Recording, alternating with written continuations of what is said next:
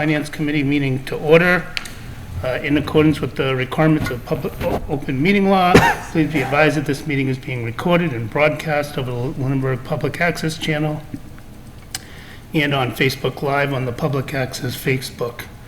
And it will be uploaded to the Lunenburg Access YouTube after the meeting. This meeting will be held here at Town Hall at the Bellotta Meeting Room. Members of the public are invited to attend in person or via Zoom. If we do lose connection, we will continue on with the meeting though. On lunenburgma.gov, under the calendars, is all the information to join remotely if you want to, including the Zoom link. All topics anticipated by the chair are in the agenda. Votes will be taken tonight, and we will also have a public hearing that I'll open up partway through the meeting. And with that, if we can stand for the Pledge of Allegiance. Pledge allegiance to the flag of the United States of America and to the republic for which stands one nation under God, indivisible, with liberty and justice for all. All right, by way of announcements, we have a new member. Tanya Dahl has joined us. So we now have 5 members of the board. So one of us can be absent and still maintain a quorum. We do have 2 vacancies if folks are interested in making a difference for the town. I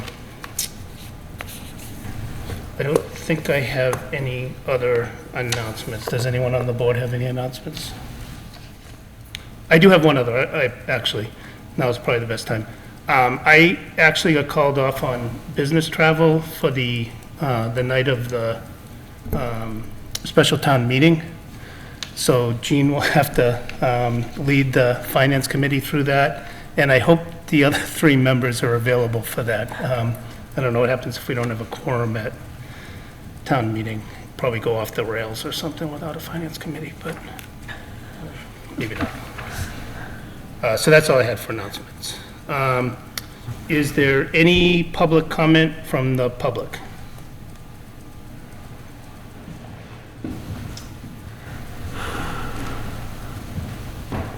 Sorry. Good evening. John Bowen, 162 Highland Street. I'd like to open with Chris. Thank you for filling Evan's shoes. Evan was a good chairperson for this committee, but Chairman Minard, I'm sure by no means you're equally, if not maybe even better qualified for the slot outside of your time commitments that you have with family and work. I'm here tonight on 3 points. My first point is the wasteful spending by the Cemetery Commission under this present board. Accepting newly elected member Michael Clark, who just got elected at our last town meeting. As I spoke on Tuesday before the Select Board about the Commission's wasteful spending and misuse of the sale of lots funds, which, if you remember, I contested it at the annual town meeting and wanted to know what the money is specifically used for. If anyone here remembers the chairperson screaming at me about misinformation and disinformation and that they somehow used the money to buy gas, all this is really far from the reality.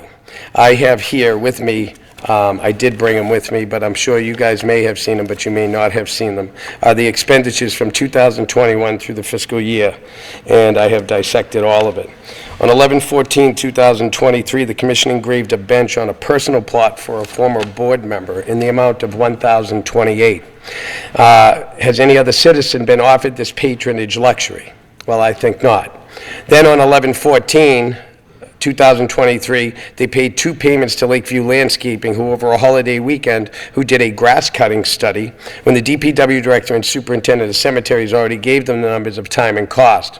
This was clearly money spent to attempt to prove William Bernard is wrong, who received the information from Todd Holman, the superintendent. Basically, to attack Todd Holman, which we now see with the recent defamation lawsuit against Nancy Foss Yasko by Todd Holman, will shed light on some of these issues, I'm sure. This has been divided uniting the DPW cemetery and the commission all together with this existing board, Dave Doran and Nancy Yasko. And the common denominator are the two of them. Even Heather the Mule had highlighted that in her email to them in July of 2024 with regard to the issues with the West Street Terrace Cemetery. There'll be more on some of this later. Let's continue on. 9/26/2023 and 11/14/2023, the commission paid for a news article in a ledger that caused confusion in town meeting about building a 2-foot knee wall on the North Cemetery and a vote for an article amendment at town meeting as a vote for a wall. This was raised by Dave McDonald, who accused Selectman Jeffries of a backdoor deal. That cost, was $228 to create foam boards and $347 for making photo posters for those boards, and then a cost for running an ad in the paper totaling $575. Altogether, we're talking about a $5,053 expenditure, which is done in a 12-month period, which is half the money that we allot at town meeting. And what did we get? What did we get? Nothing. I asked at town meeting that the itemized their expenses because of these issues. Now maybe you folks and the folks in this town will understand why I pulled all that information on the cemeteries. One more expense, sorry. I just recently found out from Selectman Jeffries through a communication he actually made with your former member Dave Passios. I'm just going to read it real quick. Dave Passios says, I'm hearing that the DPW has solicited pricing for hired services to mow the cemeteries. Why do we pay a superintendent whose job it is, per his job description, to maintain the cemeteries? Mr. Jeffries responded, Dave, to you, me, the Cemetery Commission, and the public at large, there seems to be a very clear personnel issue. I encourage you to make a public comment about this at the next select board meeting. I am frustrated beyond measure that the current cemetery superintendent is employed by the town. That was May 12, 2024, and carbon copied Heather Lemieux. The totals wasted equal in this town $8,553 of wasteful spending is where we're at now. We pay for grass cutting with DPW wages, hire one more union worker and deal with the problem, not use the money that we entrust to Nancy, and to Dave Doran and that commission, okay, to go on a beauty campaign, which unfortunately, folks, this town can't afford to take care of the cemeteries as it is. I have been pushing for a cemetery corporation, but Dave and Nancy would have no control, so they continually oppose me on that, or even allowing me to speak at their meetings. Why? Because right now, they haven't any checks and balances except the DPW and town manager. It's time that we rein in their finances and not allow them and protect our past neighbors and friends. Oh, and lastly, the Article 5 in the warrant. I have a grave concern. I spoke with Ezekiel about this, and if you put the sale of lots from the cemetery into that fund, he told me they borrow money from it and cannot pay it back because they're a trust fund that basically has limited expenditures in their trust funds. They're limited to what money they take in. He said that if they don't pay it back, their revenue stream, which is basically $800 for the sale of lots to go to that fund and $600 for perpetual care on the purchase of a grave, which is a full burial, that if they borrow any of that money and cannot pay it back, the penalty will fall on the town, and the amount borrowed will have to come out as well as the penalty out of the general fund. So we got to be very careful about who we put in there. Okay, and whether or not they're going to be able to pay the bills that they actually are taking. Okay, the cemetery sale lots fund is not one of those funds. Now, this is not a good idea if we are not scrutinizing which groups, like parks, they get money. Conservation, they get money. These are valuable places that we can use this particular article for, but there are other places like the sale lots and stuff like that that we can't, and I hope you'll focus on that. And I thank you very much for your time and patience, and I know I went over 3 minutes. This meeting is being recorded. I appreciate it. Thank you. Thank you. Any additional public comment? And I do have you as a scheduled meeting, too. Yes. Unrelated. Good evening. My name is Michael Ray Jeffries, 1170 Massachusetts Avenue.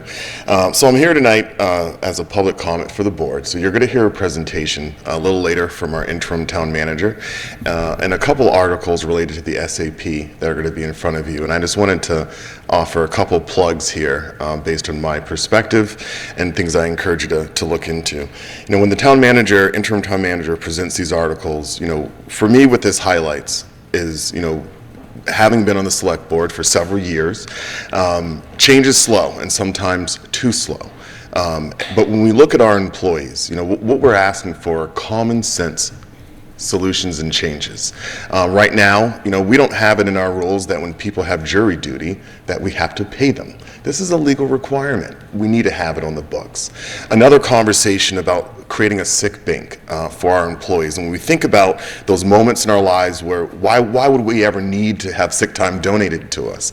It's because of cancer. It's because of a significant life-changing event that changes our physical health, like a car accident. It's because of a stroke. And right now, if you work for the town of Lunenburg and you don't have the sick time, and you're at the lowest point of your life, there's no way that your fellow coworkers can donate the time to you. This is a common sense solution to resolve some of these things. Also, when we talk about our employees and onboarding full-time staff, the way that our policies, and of course, sitting in the chair, a lot of this has been news to me. But when we have employees and we bring them on board, we are in a situation right now, and I want you to think about your own college experience. If you have children, I want you to think about your children. I want you to think about your life. And I want you to imagine the mom who gets a job working for the town in September. She has to go 6 months before she can take a day off with pay. That's unreasonable. I mean, March with young kids not having one day off. And if we think about some of our as we age and we have more doctor's appointments for this and for that, and imagine going 6 months without being able to take a day off and get paid for it. It's unreasonable. And they accumulate the time during this period. They just can't use it. And so one of the solutions that's being asked for tonight is to allow there to be an immediate dump of some leave time when they start their employment. You still charge it. You still take it away from natural accrued time, but you're human to that employee. And then also our part-time employees. When we look at some of the work that we do across the town, the rec director as an example. I mean, all the programs that happen in the summer, all the families, all the parents that depend on that programming, but the person who's doing the job, when you have the holidays that happen in the summertime, Memorial Day on a Monday, you have 4th of July, now we have Juneteenth, that part-time employee has to take the day off with no pay. It's not reasonable. And so, what the interim town manager is going to propose tonight are some common sense solutions that really, when we look at the situation we have in town, we know that we need employees. We know that that we've had high turnover, and especially in these part-time roles. And so I urge your support for what's being proposed. And I ask the questions you need to figure out what that financial impact is, but no matter what it may be, and my presumption at this point, it's not going to be too significant, but what we get out of it is we as an employer, we say to our employees, we value you, we care about you, and when these things happen in your life, we're going to support you. So I encourage your support when that comes up later in your agenda this evening. Thank you. Thank you. Thank you.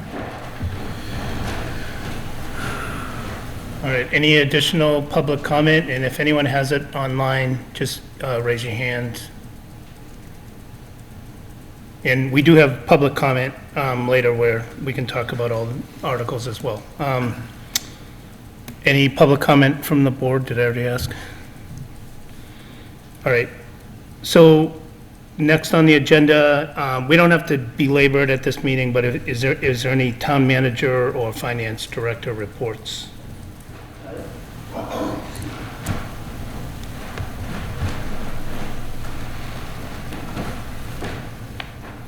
The only report that I would give you tonight is that all of our values, including new growth, have been submitted and certified by the state. We're advertising the classification hearing for November 19, but we will know the estimated tax rate going into the special town meeting. Excellent, thank you. All right, and then Ezzy, I see that you have been joining and dropping, maybe having some difficulties. Did you have any report?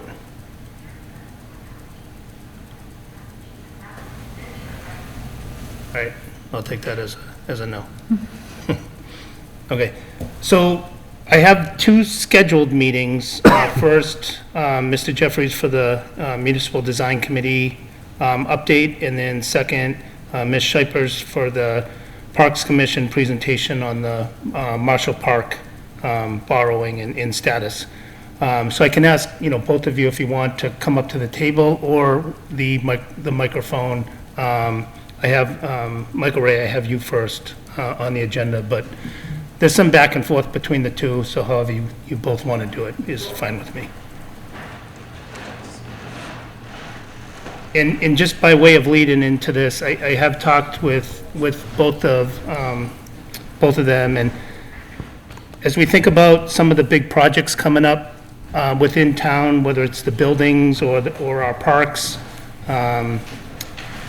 we gotta come in with a unified plan. I know the two of you have been talking about that, so just I thought it was wise to have both of them at the same meeting to discuss it. So I'll turn it over to you, Michael Ray. All right, thank you. First, I know many of you are familiar with the plan for Marshall Park. It's an exciting plan. I'm not here to discuss it in too much detail, but it is an exciting plan. One of the things I think as a community that we have to think about are the services. I think we provide services, as we know, to the children, the education of kids, which has an impact on all of us throughout the course of our lives. We provide services at the Adult Activity Center, largely to the senior population here in town. But there's a lot of people who live in the community who don't have kids in the school system and who aren't in the 55-plus range yet. And who may not, take advantage of the services at the Adult Activity Center. Not that you need to necessarily be 55 to do that, but typically, I think that's the target age. So I think some of the things that's important, and I'm happy that the Parks Commission has been doing this, as well as the Municipal Building Design Committee, is looking at solutions for our community that addresses the needs of all of those members of our community. And so on the municipal building design, and why I wanted to meet with the board tonight is we are going to have an update article at the special town meeting coming up in November. But I want to start the process now of socializing again what this project is, what our history is a little bit. So I'll just take a couple minutes and go backwards so we can go forward. Back in the 1980s, the towns created a committee to look at kind of long-term use for buildings. Unfortunately, the work product that came out of that didn't result in the community moving forward. In the early 2000s or 2010s, we created what was called a building reuse committee that's been approximately 4 years looking at what to do with some of the old schools, old buildings in the center of town area, and really just how to get the center of town to be a little more vitalized. And many of the proposals that came out of that work, unfortunately, weren't endorsed and moved forward. And so over the last several years, what we've done is the select board created what was called the TC Passios Building Use Committee. And we were focused on the TC Passios. When schools stop being functional schools, they become as we know, our buildings are our most expensive expense as a community.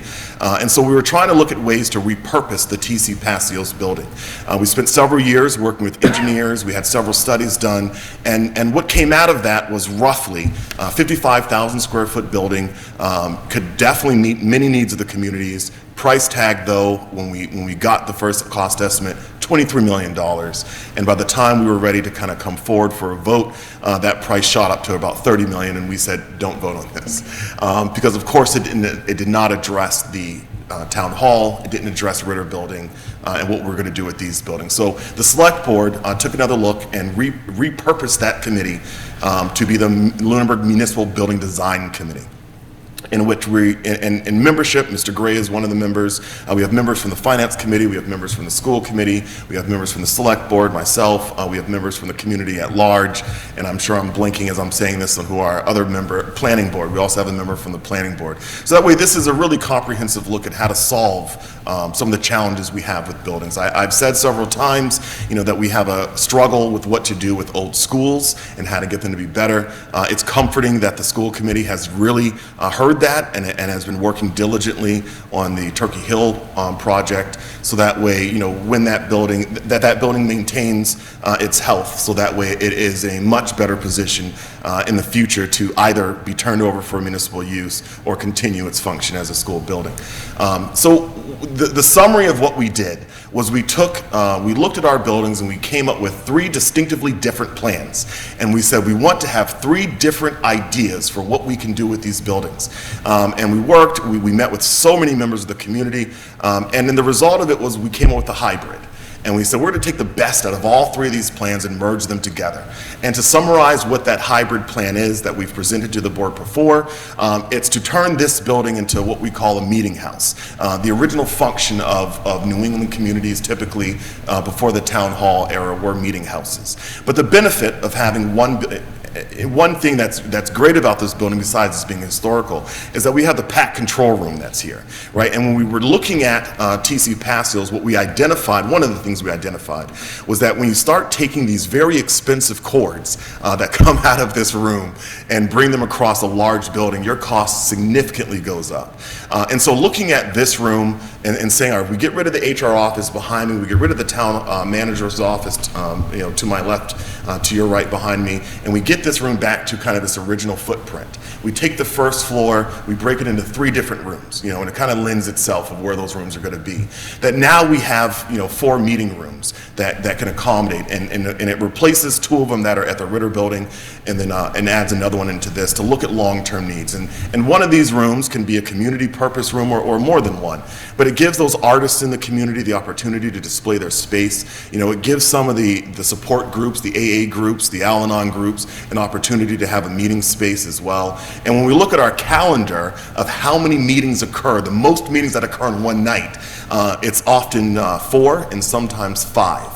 And so now you kind of build in some space for many of those meetings to occur. Now, as the town continues to grow, I should note that we do have meeting space at the library. We have a couple meeting rooms there. They have a lot of programming that happens there as well. And if we needed to, we know that there's collaborative rooms at the high school area for larger things.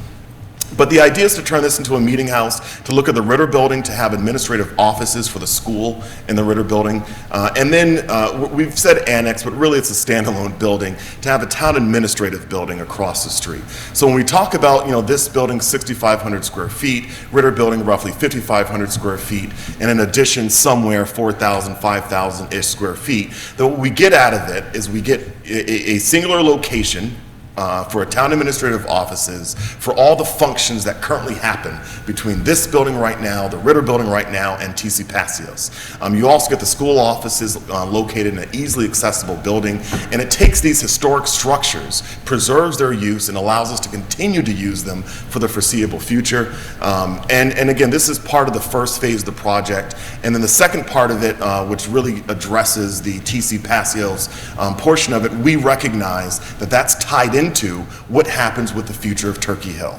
And so, we've kind of paused a little bit on that building so that way we can make progress in the areas where we know we have agreement, and we know that the disposition of the TC Passios building is inherently tied to what's going to happen with Turkey Hill. And what I mean by that is Turkey Hill is situated at the corner of a parcel. If the town were to take over that building, it would be great. That is a wonderful building for the town to have as a municipality. The struggles with it, and because it has separate entrance on the lot, separate way to get in and out of the building. It can accommodate the Boys and Girls Club. It can accommodate in the kitchen the Lions Club food pantry. There's a lot of good things that we can do with that building, but right now it's needed to be a school. If the school decides that they're going to expand their footprint at Turkey Hill, then we know the answer for TC Passios. If the school decides that, hey, they might need another school, where's that school going to go? And so TC Passios becomes a viable location, as well as other parcels in town. So we know that, I know that many members of the community want this large comprehensive plan, but we have to bite off the sections we can chew. When we talk about square footage and cost, and we're trying to develop a project that keeps this cost below $15 million. I mean, just being real. When we think about $500 a square foot, which is a high estimate for building or renovating space, but even if we assume $500 a square foot, let's go $600 a square foot, we are still well below that $15 million threshold that we are certainly, I think, as intentionally as trying to stay beyond or below. So I want to socialize this with you. There will be other presentations in the future. I just want to, again, bring this to your awareness so that way as we go through this budget cycle that we come before it and have more ideas. But again, it really is tied into what the parks are trying to do as well, and being able to have these spaces that work for all ages, all generations across the town. And it really, Anita's going to speak here in a second, but Anita is a very impressive person generally, as are many members of the Parks Commission, and the deliberance and how they've really approached this and looking at the needs of the community. And I think working together, looking at the needs of the the community, figure out how we can better address them in the most cost-effective manner going forward. And so I'm happy to sit here with Anita. I support the Marshall Park project. I know that there's some cost questions about it, but as a theory of what we're trying to accomplish, I think I'm here to ask for your support and endorsement. Anita? Thank you. Anita Shipers, I'm the chairman of the Parks Commission. I live at 63 Chestnut Street. Thank you, Michael Ray, for giving that history in terms of how long the town has been looking at Marshall Park for improvements that would be something that would be attractive and suitable for residents of all ages and abilities. That whole discussion basically began in 2020, and in 2021, 2022, there was a lot of public information gathering sessions so that the town could decide exactly what the public would be looking for in any improvements that might be done at Marshall Park. As a result of that, the town meeting did approve some initial funds to go ahead with some early design, schematic design of what Marshall Park improvements might look like. So the town did hire a firm called WOLA, and they did do a schematic design.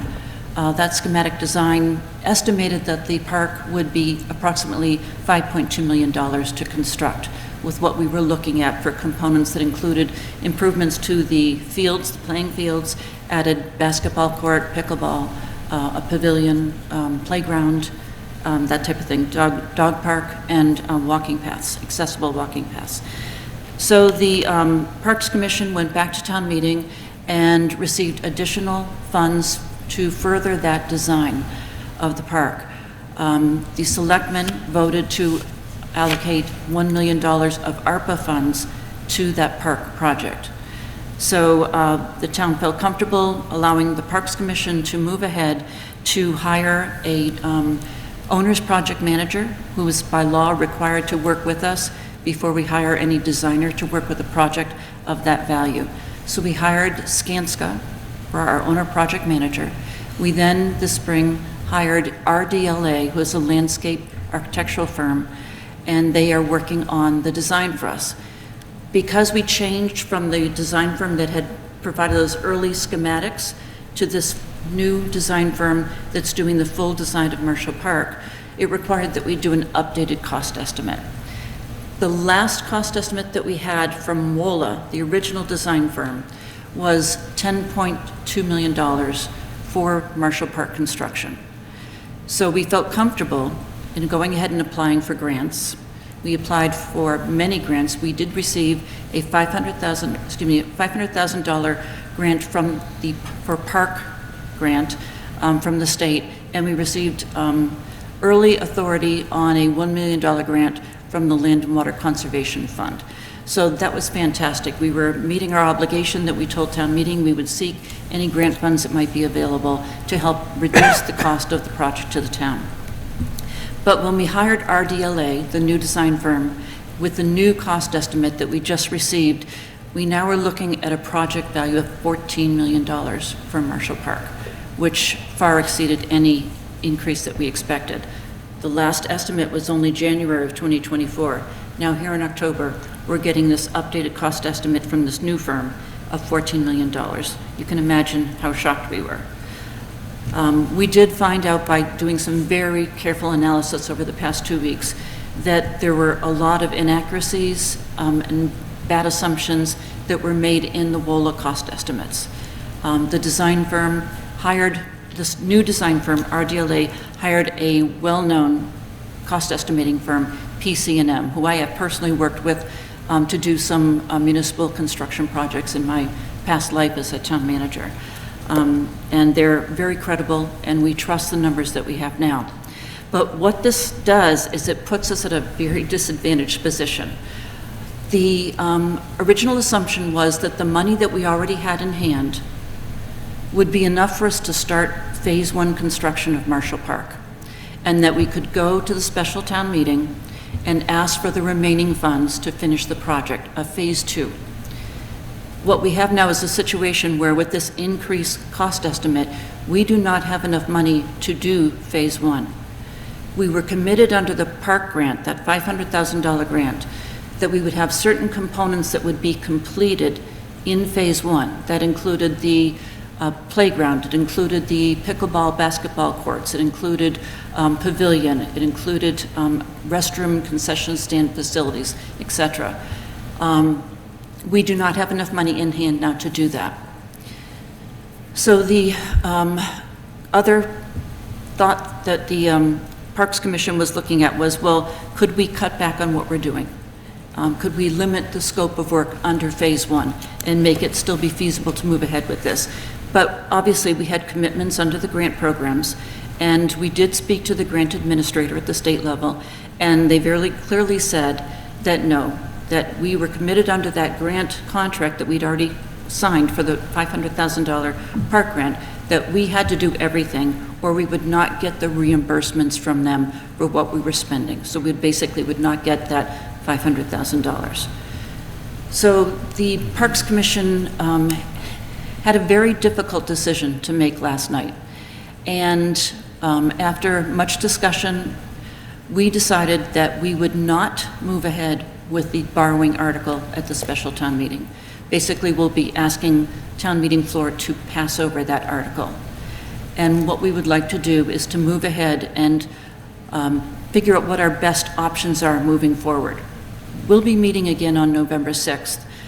I have reached out to the OPM firm and the design firm and asked them to let us know what would be the additional costs for us to complete the Marshall Park design, so that we would have that full design done with the updated cost estimates, so that perhaps we could go back to the voters at the Springtown meeting instead of this November.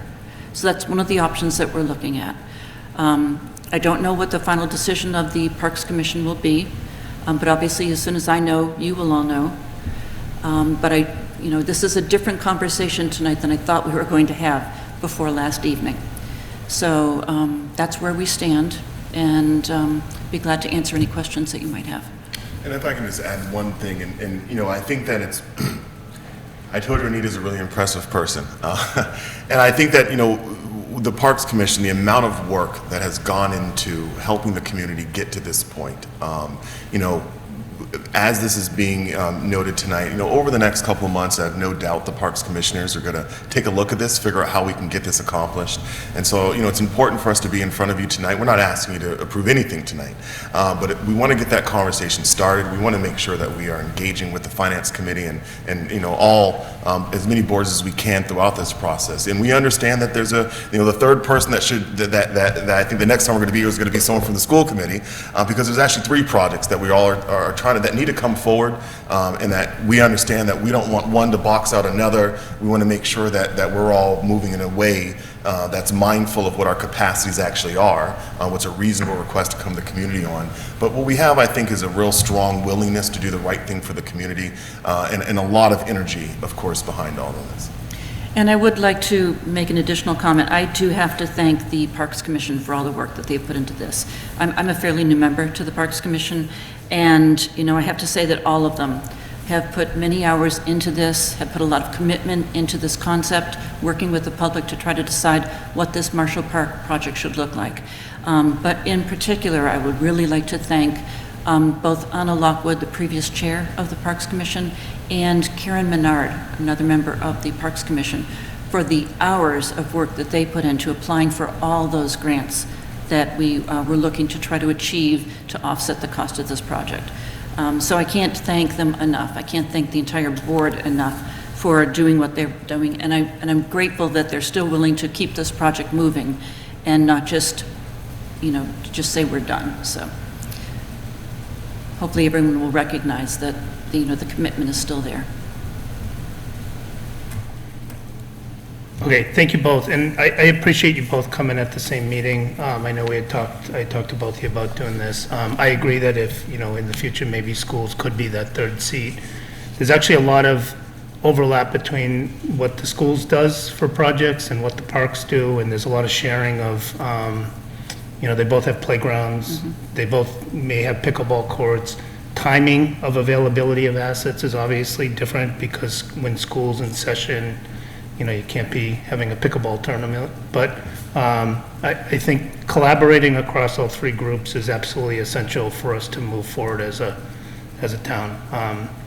And then, the final thing I will say is, I'm also on the capital planning committee. There's a lot of projects being pursued, and there's a lot of discussion about, without those projects, what's the operational costs associated with maintaining, for example, TC Passios. We put a lot of money on an annual basis to operate the building. So this is a complex problem, but I think collaborating across it and getting all the boards looking at the future of what the next 5-10 years might look like for Lunenburg is important. And maybe we can come up with savings on operational side that can benefit the, new facilities, et cetera. And have have the right parks and buildings and facilities for, for the community. So again, I'd like to thank you on that. So I guess what I would first say is, the next thing on our agenda is the public hearing. So we'll open the public hearing in a minute. And, yours is a report, right? But Anita, you have, Parks has a couple on there too, so if you could stick around for at least a few minutes. Before I go ask for a motion to open public hearing, I will ask the members of the committee if there's any specific questions outside of what we would discuss during the public hearing to either member. Yes, Mr. Chair, my only question to the Parks Commission is, what's the status of the $1 million ARPA funding? Because that has to be committed and spent with a deadline. Yeah. I did reach out to our interim town manager this morning after we had our decision last night to ensure that we could still continue to use the ARPA funds for the design work that would still need to be done to finish the design of Marshall Park. So I'm waiting for confirmation of that from him. Obviously, it would not take all of the $1 million. So I've also asked both the design firm and the OPM firm to give me numbers as to what their costs would be to complete the design through, before town meeting in the spring. And I'm waiting for those numbers. That's why I asked the Parks Commission to meet on November 6th. So with that information, we could make decisions. Once we know how much we might need, then we would be able to go to the Board of Selectmen and say, this is all we need, basically turn back the amount not necessary for the parks design project and allow some other board or committee or department to use those funds. And with the support of the interim town manager, we kind of have a running list so far of where this money is going to go, any money that's left over in ARPA, how we can expend it and get it under commitment by the end of the calendar year. I just had, this is in my short memory, and my memory's not that good, this is the third time we've had some kind of situation where we've had good people doing a lot of good work and then getting a sticker shock at the end. Yeah. We had that with the primary school and the air conditioning. We had it with, as Mr. Jeffries mentioned, with the original TC Passio, and some of that might have been just, it was crazy, it was COVID and prices showed up and we couldn't do it. And then in this one, it's the third time it's happened, so and good people are working really hard, and then we go, oh, no, we can't do that, or we can't do what we wanted. So, and I know that's something that the capital committee has been talking about, how do we do a better job of that? So that's just not a question, but just a statement that, what can we do as a town to be better at that? I mean, and again, we did get somebody to do it, but they gave us bad numbers, I guess. So, and that can happen in the real world. So what can we do? And it's frustrating for, I'm sure, not just for the town, but especially for the people who are putting all the work into it, I can say that the commission is very frustrated, yes. Yeah. And so, I appreciate all the effort and continue to support whatever you guys who are doing all the hard work can come up with, and hopefully present something that the town can afford and will value for the future. Yeah, thank you. Yeah, it's a really good point, and I don't know, maybe interim town manager can have some thoughts on this at some point, or when we have a new town manager, maybe they have thoughts on it. Maybe it's something we can go to the state, to other finance committees, or for how to best do this. But just as another example, schools has put forward a playground project as a potential for this year, and they had a number in there. And then I saw the number that was associated with the parks, and I'm like, well, that's not similar sizes, and they're way off again. So we've got to somehow arm our, our department heads and our boards and commissions with an ability to come up with good cost estimates before we even, give the money for the planning aspects of it. Because, we do spend money, in many cases, the parking lot at the senior center was planned, not executed. So it is a recurring thing, and I totally agree that we need a solution for it. Any other questions, comments? All right, so I'll entertain a motion to enter into public hearing. So moved. All in favor? Say aye. Aye. Aye. All right.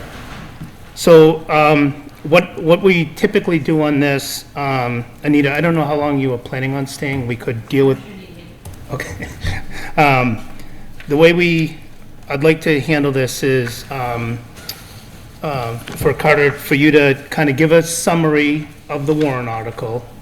And then if anyone online or in the room has a question, or anyone here, this is now a public forum, we can ask them.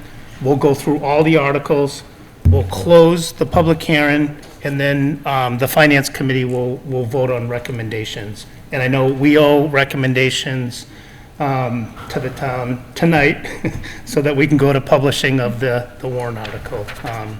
So that's the way I'd like to do this.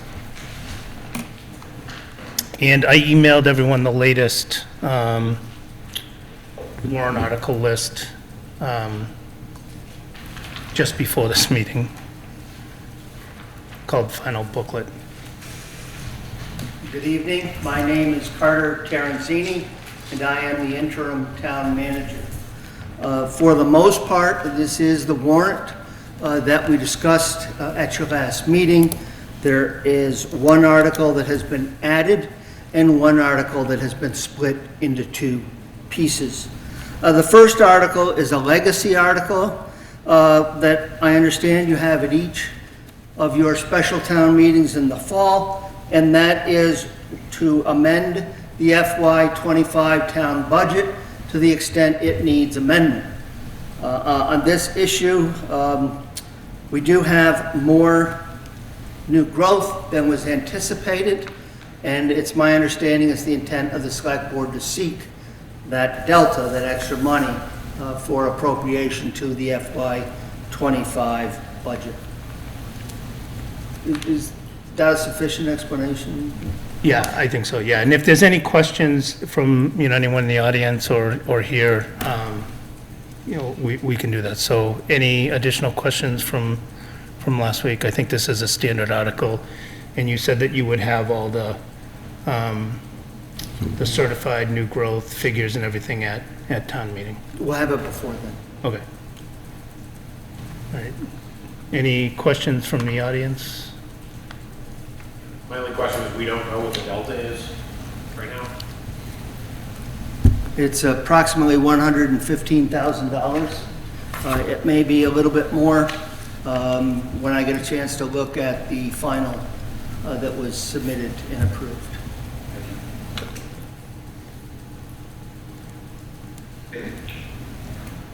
But please come up to the. Yeah.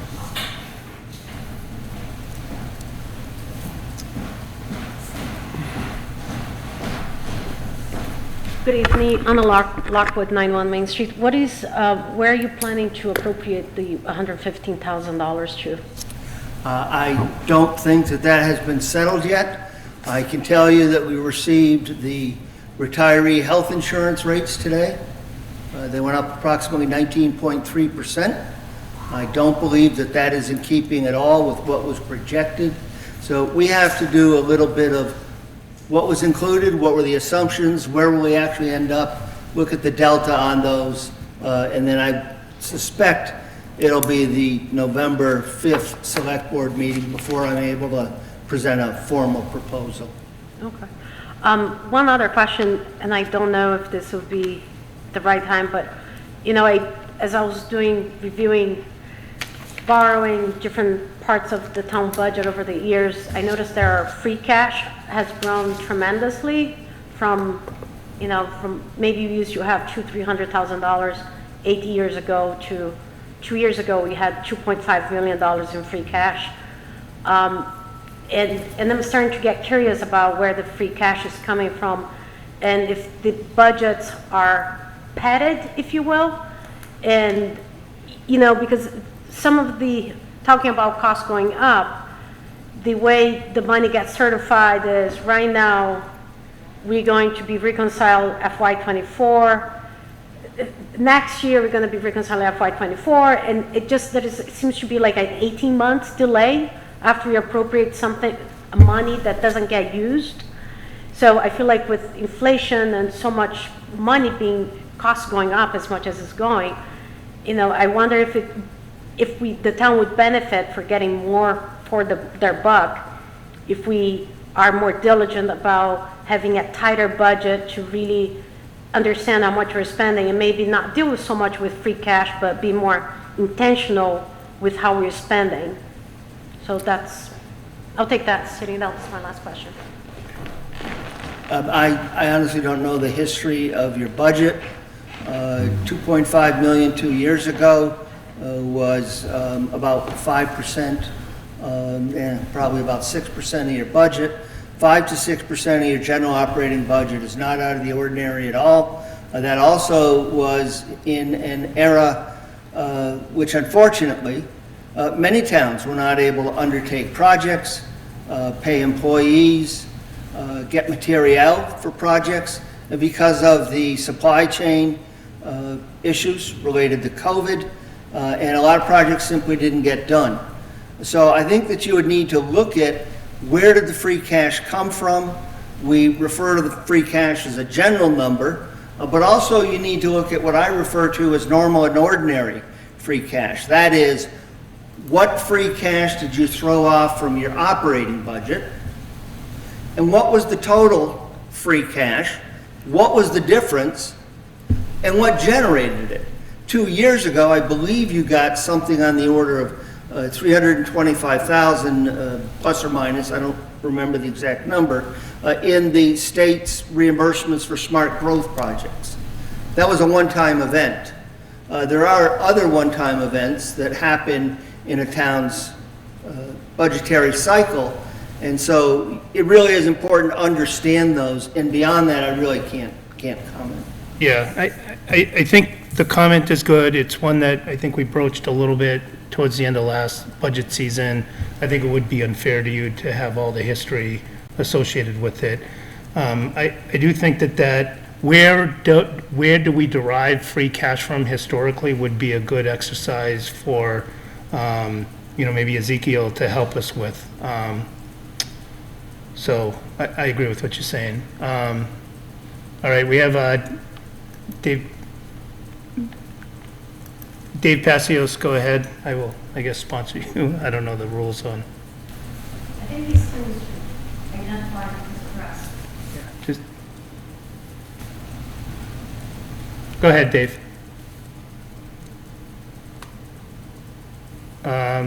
We can't hear you. I don't know if you're mute.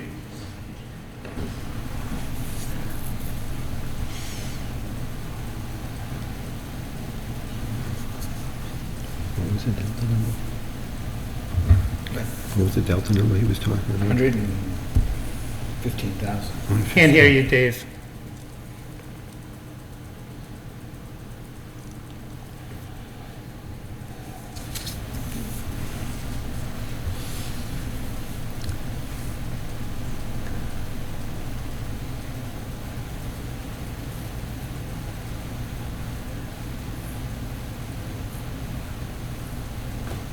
Well, I have one quick question. All right. That 19% you mentioned, just off topic, but the 19% for the, was that a final number, or was that just a preliminary number? No, that's the final number. We have a number of policies, and they ranged in increase from 16.5 plus, I'm going to say plus or minus, because I don't have that image of that quote sheet burned into my head to 19.3.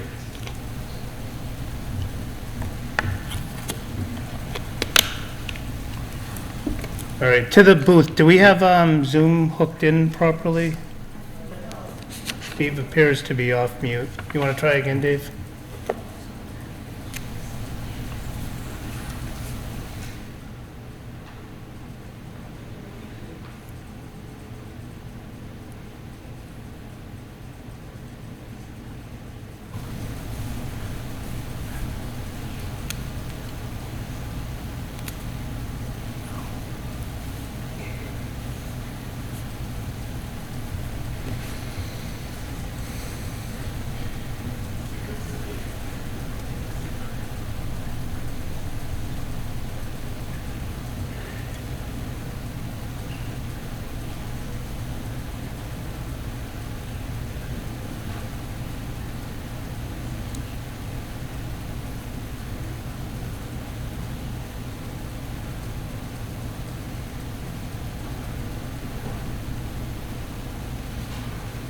All right. Is there anyone else that has, while we're working through some technical difficulties here on this one? We can come back to it. Why don't we go on to number 2? So the town has received roughly $31,000 in Chapter 70 money. That's aid for education. The school committee asked that it be allotted to them. The selectmen have concurred. You asked at your last meeting how they intended to use it. Chris, I believe I forwarded, the chairman did forward to you that explanation. Essentially, it is to supplement their salary reserves to address critical staffing and compensation shortfalls. Did you get a chance to distribute that to the full committee? Did I send that to everyone? Yeah. Yeah. Yeah. Yep. So that was, you asked for the explanation, and that is what we were provided. Okay. All right, are there any questions or comments on this one? No. Or from the... Okay. So just, I'll make a comment on this one right now. I do think that, Chapter 70 should be applied to the school as voted on from the legislature. I just will make a comment that sometimes Chapter 70 goes up, and over the last 15 years, at least 3 times it has gone down. So, I think we could probably build the budget up off of Chapter 70, saying Chapter 70 is where you start with, and then we build up from raise and appropriate. Chapter 70 increases over the last year were about 1.5%. They added about another 0.25% through the process. So I do think that Chapter 70 should go to the schools, but I think we've got to be cautious of the way we do it. And if it is reduced, I guess the schools gets reduced. It shouldn't be the town side being reduced because of Chapter 70. But we can have those discussions as we talk about how to build budgets going forward.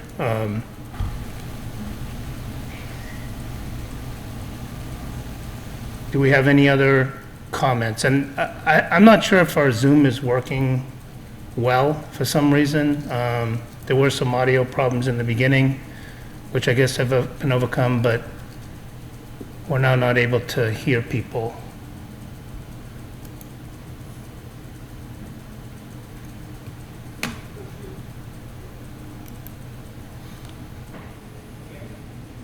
What did he say? No. No.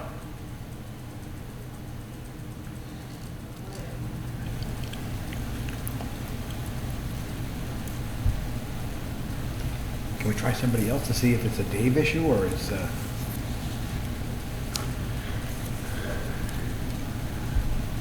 Dr. Burnham, are you able to speak? Just using you as a test case, maybe?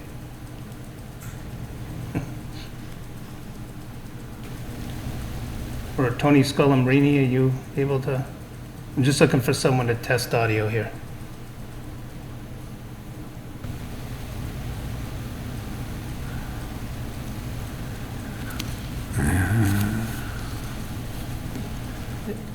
Yeah, it looks like everyone's trying and not being able to come through.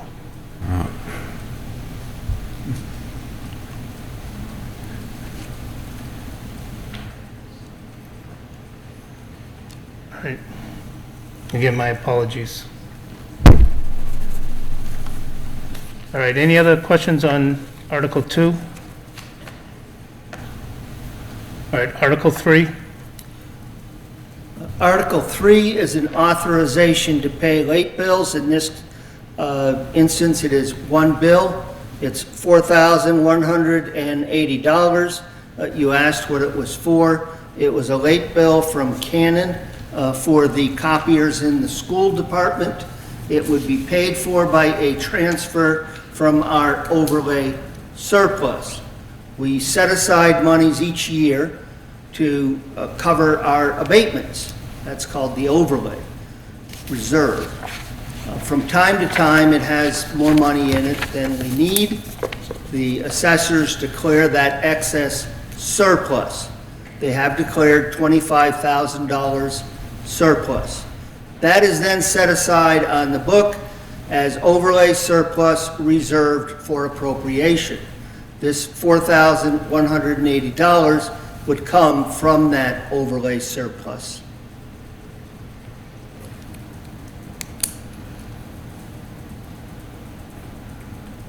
Okay, any questions on this one? It seems pretty straightforward.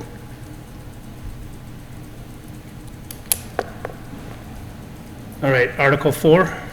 Article 4 is one we've discussed previously.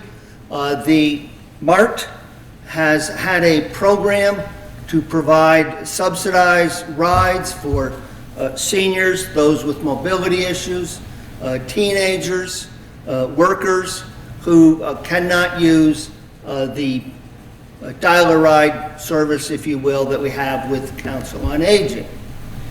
We have been delivering about 400 rides a month to 70 unique users. They had enough money to extend it into mid-September. This board was kind enough to give us a $5,000 transfer to keep it going until the special town meeting. The rides will increase modestly from $3 to $4, $4 to $5, and $5 to $7. And at this board's request, we have arranged that any person anywhere in Lunenburg will be taken to Emerson Hospital. And that ride will be only $7 each way. So this money is for $20,000. It also comes from the overlay surplus reserved for appropriation and should get us through the balance of the fiscal year. Now, always with any program, it will depend upon ridership. The good news is we've got strong ridership. The bad news is the more riders we have, the more dollars we'll need for subsidy. But we have increased those rates modestly so as to try not to hurt our users, but to keep the cost to the taxpayers relatively low. And we have achieved a goal of this body, which was to make sure we could get the folks to Emerson. And the MART people will be present the night of the special town meeting.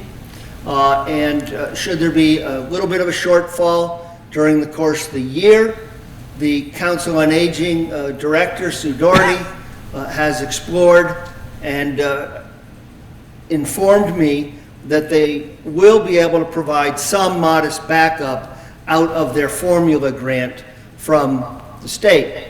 They can't entirely backstop it because there are users of the service that are not elderly persons, and their formula grant is geared to the elderly population. All right, any questions?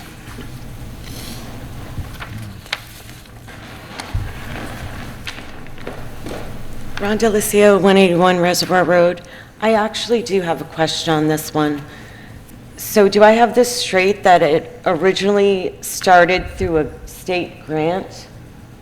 I don't recall if it was state or federal because it predates me. Okay, because it just, I was leaning towards, I thought it was a state grant. And I just wanted to say that, you know, it seems like the bait and switch that we're always falling victim to by the state, as far as they'll give you a grant and then people get used to the service, and then the state doesn't back us up on keeping a hospital close to us, and then it becomes the local burden. It just is so frustrating. That's my comment. Thank you. I don't know if this was state or federal, but if the participant would send me an email, be happy to get him an answer and get this board an answer as well. Why don't I pause and see if we've gotten the audio working? Dave, do you have volume yet? Chris, I've got it on this end. Can you guys hear me now? Yeah, it's been fixed. All right. Yep. Okay, I thought it was. Speak up. In response to the... Dave, just name and address, please. Yeah, formerly 56 Whiting Street, still for the foreseeable future, a registered voter in the town of Lunenburg, presently in Jefferson, New Hampshire. I'll send an email to you to explain why I just said what I said. Okay. In the future. In response to the last speaker, I believe this grant had a sunset time frame on it built into it. It just was kind of missed in the shuffle that it was mid-fiscal year. So that's why this is happening now. The original grant was not funded through the full fiscal year. I think we discussed that before I got off the finance committee. I don't know the other particulars about it, but I do remember that piece. If I may go back to Article 1, and it's a very quick comment. Again, to a previous speaker on that article, there is some merit in looking at our free cash, but we'd also have to look at the way or our practices as to how we fund capital projects. And we have had a former town manager and a number of people state over the years that, and many towns do it, they actually fund 80 to 90% of their capital within the budget, within the annual budget. So that it's firm that at least they know a high percentage of the dollars they're going to have on an annual basis and can do that 10-year plan because the money's going to be there. Thank you. Thank you, Dave. All right, any other questions or comments on Article 4? All right, Article 5, prudent investor. So I believe you've had a considerable presentation on this. It allows, we are currently restricted as to the type of investments we can make, the types of stocks, the deposits that we can make. This allows a little more flexibility. There's a little bit more risk, but they're still considered extremely conservative and prudent, if you will. We think that this will increase the yields on the trust funds. Remember, this is only for the trust funds, not all of the general funds.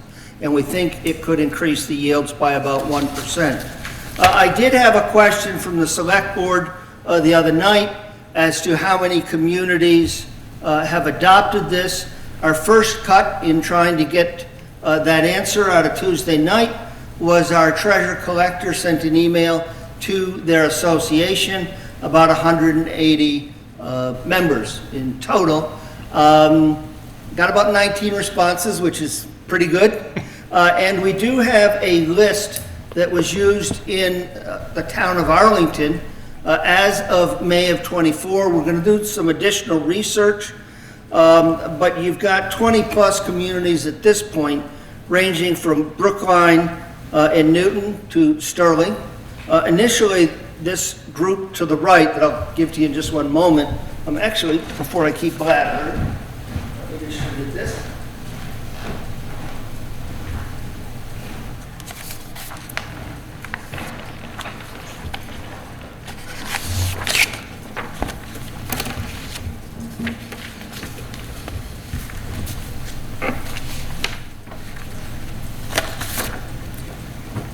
So on the right, you'll see through home rule petition, and you'll wonder why. And that is until the state passed general legislation that any city or town could adopt, these communities had to submit special legislation and get permission just for their community. And you can see that from Brookline, ranging down to Sterling in terms of population. Now, as far as we know, at the town meetings, based upon this presentation from Arlington, and we'll continue to do some work to give you a slightly better answer, there's about another 15 communities that have adopted it as of the survey that was most recently done. And they range from smaller communities, Groveland and Princeton, right up to North Attleboro, Malden, and Kingston, some wealthier communities, Duxbury. So we'll get you some additional information, but you can see that in the short time this general legislation has been in place, based upon this one presentation, that there are a number of communities that have adopted it.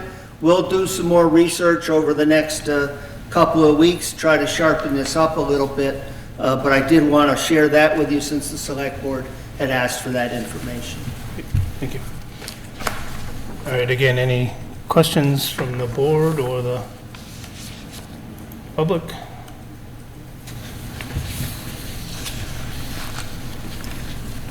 All right, let's go on to Article 6, clauses relative to tax exemptions. So the state has a number of provisions for tax exemptions and how they're calculated. And you accepted two of these provisions a number of years ago. You have been increasing the income and the exemption, the asset limits over the years, so that as inflation impacted those statutory limits adopted in the mid-'80s, you increased them. The problem is you did not adopt the statute that allows you to do that. This would now adopt those clauses so that going forward, you can apply a COLA to the income limit and the asset limit for people who apply for the program. The assessors will be able to provide a much more in-depth, but in essence, this is going to put you right. It's going to let you legally do what you have been doing in practice. There will be a one-year hiccup. You've got about 23 people, based upon the count as explained to me, who are using these. Two of the participants may not be eligible for this year. Going forward, they'd have to look at their income limits and their assets, but that is the impact on the current participants. Excellent. Any questions? How did we find out we didn't adopt what we were supposed to adopt when we did this? So my understanding, again, it's not meant as a fail-safe, but this predates me.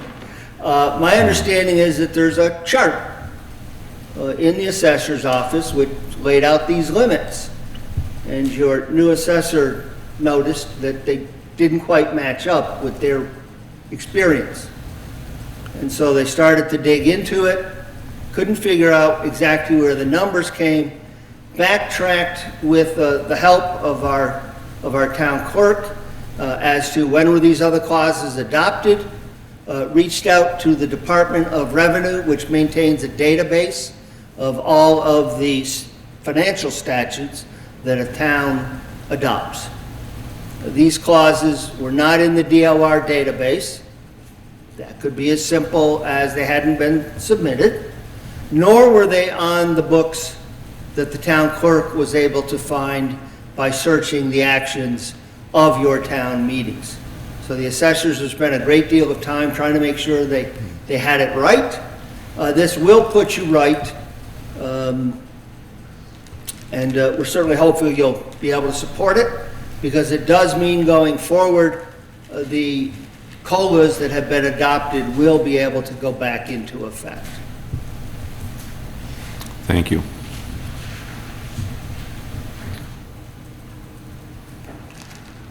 All right, I don't see any other questions. If anyone has a question at any time or a comment, just raise your hand, please, online. All right, Article 7, Water Supply Protection District. I think the town knows this very lengthy article pretty well, so we don't have to probably belabor this. And I do not want anyone to read it tonight, live. But is there any questions from anyone in the, on the board or? All right. With that, let's go on to question 8, or Article 8, Council on Aging Revolving Fund. I just gotta get to it. So currently, folks make a contribution for the meals. And that cash is held at the Adult Activity Center, and then used over the coming days and weeks to purchase supplies, foodstuffs, cooking oil, all of those kinds of things. Now, I want to be absolutely clear that we have no question about the honesty and integrity of our employees of the Council on Aging. I want to be crystal clear on that. However, handling cash in this manner is neither conforming to statute nor good accounting practice. What this article would do would create another revolving fund in your schedule of funds, and those monies that are received for the meals program would be put on a turnover the same way as the Parks Department or the Planning Department or anybody else submits their revenues to the treasurer collector. We then, and we've started to do this already, would set up accounts with the vendors that are used by the Council on Aging. Those vendors would submit a bill to the Council on Aging. The Council on Aging will submit that invoice to accounting, and that money would be charged against that account, exactly the same way your other revolving funds operate. Now, two things with respect to this. Under the statute, you are supposed to have created all of your revolving funds by July 1, so before the fiscal year starts. There's a provision that you can establish a revolving fund when the accountant can certify that there's a new source of money available to fund that account. As he has and will speak to it, I think you can see the new source of money. It's pretty clear. The second piece that we want you to understand is the $16,000. The program is running 300 plus or minus a week in revenues. We thought it most prudent to calculate it for the entire year, given we haven't run this before, and so we've set that limit of $16,000 in expenditure each year. Now, the way a revolving fund operates is whatever money goes in there stays in there, other than any interest generated off of it. So they can expend whatever their actual expenditures are, provided there is money, and it does not exceed the cap that has been set. Thank you. Any questions? right, and I don't see any online. The next article is a similar article for a Parks Department revolving fund. So I think we know this one pretty well, but if you want to give a quick summary to anyone. Sure, watching at we've home. been through it a few times now. You currently have a revolving fund for your Parks Department under a provision of statute, Chapter 44, Section 53D. That is a revolving fund for parks and parks only. Has a couple of provisions in it as to what you can expend on and the like. But the biggest provision in it is that at the end of every fiscal year, any monies in it in excess of $10,000 are supposed to come back to the general fund. Now, I don't know how many years you've had this or when this happened, but you have been keeping more money in there than you should. So the proposal is to create a revolving fund which does not have a cap on how much can be in there. It only has a cap on what can be expended under 53E1/2. That's exactly the kind of revolving funds you currently have and what we are proposing for the Council on Aging. Once you create that fund, we would set a limit at $77,000. That is the number that I've been given by the Parks Commission. We would transfer at the time the new fund is opened, and we don't know exactly when that happens, because when you pass a bylaw at town meeting, your clerk has to certify those results, submit them to the Office of the Attorney General. They can take as much as 60 days to review it. They send it back to your clerk saying, yes, it's approved. Excuse me. Your clerk then has to post it, certify that it was posted, and that is when it takes effect. Then there's, depending upon when that happens in the week, there can be a few days to 2 weeks to get the monies transferred. So this is written so that once it's effective, whatever monies are in the 53D account would get swept into the 53E1/2 account. Then the fourth step is once the 53D account balance is zero, we close it, and this article effectively revokes your acceptance of Section 53D. There is a risk in all this. I've shared that with you. I've shared it with the chairman. I've shared it with the select board. When the Attorney General's office looks at this, they may wonder what had happened. They may send it to DOR. DOR may say, it's nice that you're finally correcting this, but that delta belonged to the general fund and has to go back to the general fund.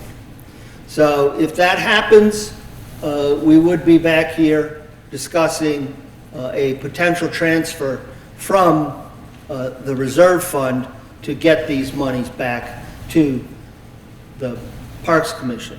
The problem there is that it would have to go into their operating budget, which means they'd have to get that spent by the end of the fiscal year. The other way to deal with it is through an appropriation at the annual town meeting. You cannot appropriate money directly into this account. We did explore that route, and you cannot do that. I think everyone is in agreement that the risks are relatively minor, and the most important thing is to get this accounting issue. And I don't know how long you've been talking about it, but I think we all are in agreement, and I hope the Finance Committee is as well, that it's time to make this right. Yeah, I mean, I think I talked about this my first year on the Finance Committee. Peter was probably even before, maybe before that. And the park chair here is if you'd like to address any questions to them as well. Yeah, I think, well, maybe Tanya doesn't because she wasn't on, but, you know, we were one of the ones that initiated trying to get this, Mr. Passios when he was on the board, was pretty adamant. And so I think we understand it, but if there are any questions, or any questions from the public? And I think any risk associated with monies moving around, with how this money is spent, I'm sure we can find a way to deal with it within our operating budgets and others. So I think making it right is the correct course of action. Okay. All right, the next one is Brooks House. So the Architectural Preservation District Commission, we've worked with them. Their article would have the town meeting make a request of the Board of Selectmen, and that request is that the Select Board undertake a study of the Brooks House property in consultation with the school committee and others, to determine if it is possible to sell the Brooks House together with a certain amount of land, or to lease it for a long-term lease, such that the building, through private investment, would be rehabilitated and put back into use. How much will this article cost? Essentially zero. We believe that we have the capacity in-house to do the relatively minor study that this requires. We might have to find a few $100s to have someone do a quick CAD drawing and make it a little bit more presentable. Part of the study would then also determine what might be needed to move forward, title exams, environmental exams, and the like. And so when the study is presented to the annual town meeting, it would also present, assuming money is required, I'm assuming the associated appropriation. I don't know if Mr. Scalabrini can be heard, if he's online. He is online. I am, Carter. Mr. Scalabrini, do you want to speak? Go ahead. I think that I think this is a great way to explore how we can save a historical asset that the town owns. Probably the trickiest piece is, how do you do parking for a commercial facility that's now owned by a private individual or a private corporation? And I think there's many ways of dealing with that. We have a village district, and we have zoning to make the village district work. And parking is addressed in the village district zoning requirements. And I think that what we would like to see is to have those used in order to make the Brooks House something that's viable and maintained and continues to be a part of the landscape in the village district, which is also the Architectural Preservation District. I spoke to the library director today, and he is supportive of pursuing what options are available. Obviously, he is concerned about parking because we're right next to the library. I think there's ways that we can satisfy their requirements, as well as any prospective commercial entity that might want to take control of the Brooks House. We've heard a lot this evening about projects that cost a ton of money. And if we keep the Brooks House, and we should because of its historical significance, the town is going to have to step up and spend money on the Brooks House. And we believe that by pursuing this pathway, we can turn this into an asset rather than a liability for the town of Lunenburg. So are there any specific questions that you might have for me? Any questions from the board? Any questions from the public? Mr. Passios? Yes, Dave Passios. I have a different take on that small piece of land that is carved out with that building, and I have a serious problem with putting perpetual parking easements on town property for a potential private business entity. There's a reason why the town has not put money into that building. I'm not going to go into it this evening, but I disagree with what is proposed here. I'll leave it at that. Thank you.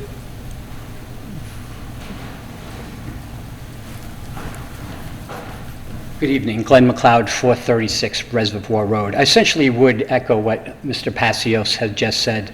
Otherwise, I'd say I would have an open mind to a lot of options on that property, but specifically, I think selling the property would be a terrible mistake.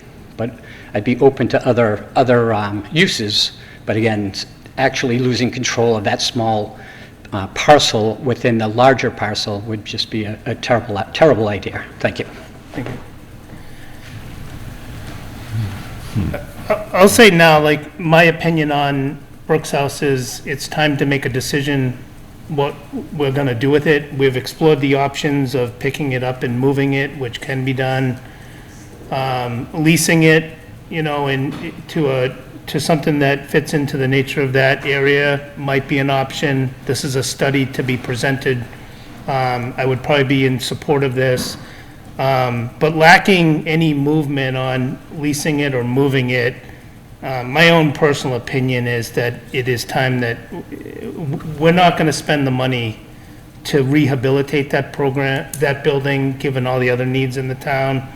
I've made that on capital planning, I've consistently said stuff like that. So I think that this is kind of that last ditch effort to save a historical building, maybe an architecturally significant building, but at some point, we've got to be prudent with our money, and if this doesn't, come to fruition, I am in the camp of, I think it's time to demolish the building. But that's my opinion, both as an individual and as, someone raking recommendations on how to spend, capital money on a building that's really not used. So, but I will. May I make a comment? Yeah, yes, of course. I've been a participant in the public meetings for the master plan, and two things have consistently come out in those public discussions. One is people want to preserve our historic look and our historic feel of the town of Lunenburg. And the second one is that people want to see more things in downtown Lunenburg. They want to see, more commercial opportunities for you to go to, the village district. And I think that's one of the reasons why the town adopted the notion of having a village district.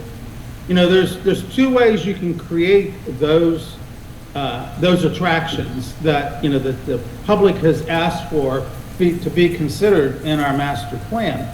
One is that you have somebody build them, and land is at a premium in the village district.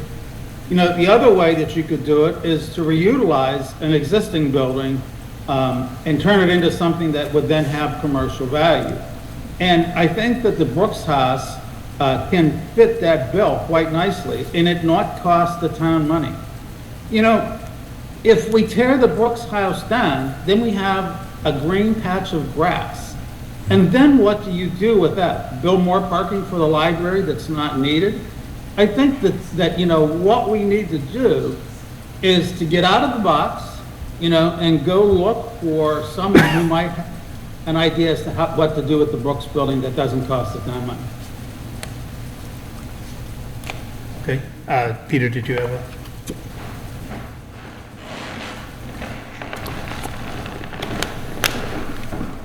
Peter Beardmore, 282 Pleasant Street. I'm a member of the school committee and the capital planning committee, speaking on behalf of myself this evening, but sharing many of the opinions pertaining to the Brooks House that Mr. Menard just shared. I'm about to ask a question that's one of those I should know the answer to, but I just don't. I really should know the answer to this. Does anybody know who controls the property that building sits on? And I ask this because there's another item of ambiguity relating to the property that TC Passio sits on, that the town went and transferred the building, but not apparently the property that's under it, or if it was transferred, it never actually transferred in the registry of deeds. And I'm curious about, do we know how that property line lies relative to the library and that sort of thing today? Because I'm worried that we're going to spend a lot of money on a study that's going to go really deep, and there may be issues relative to property lines that we want to have well in hand before we go and decide that we want to go embark on a study that includes the rehab of the building and commercialization and parking and all those things. I do not. Does anyone? No idea.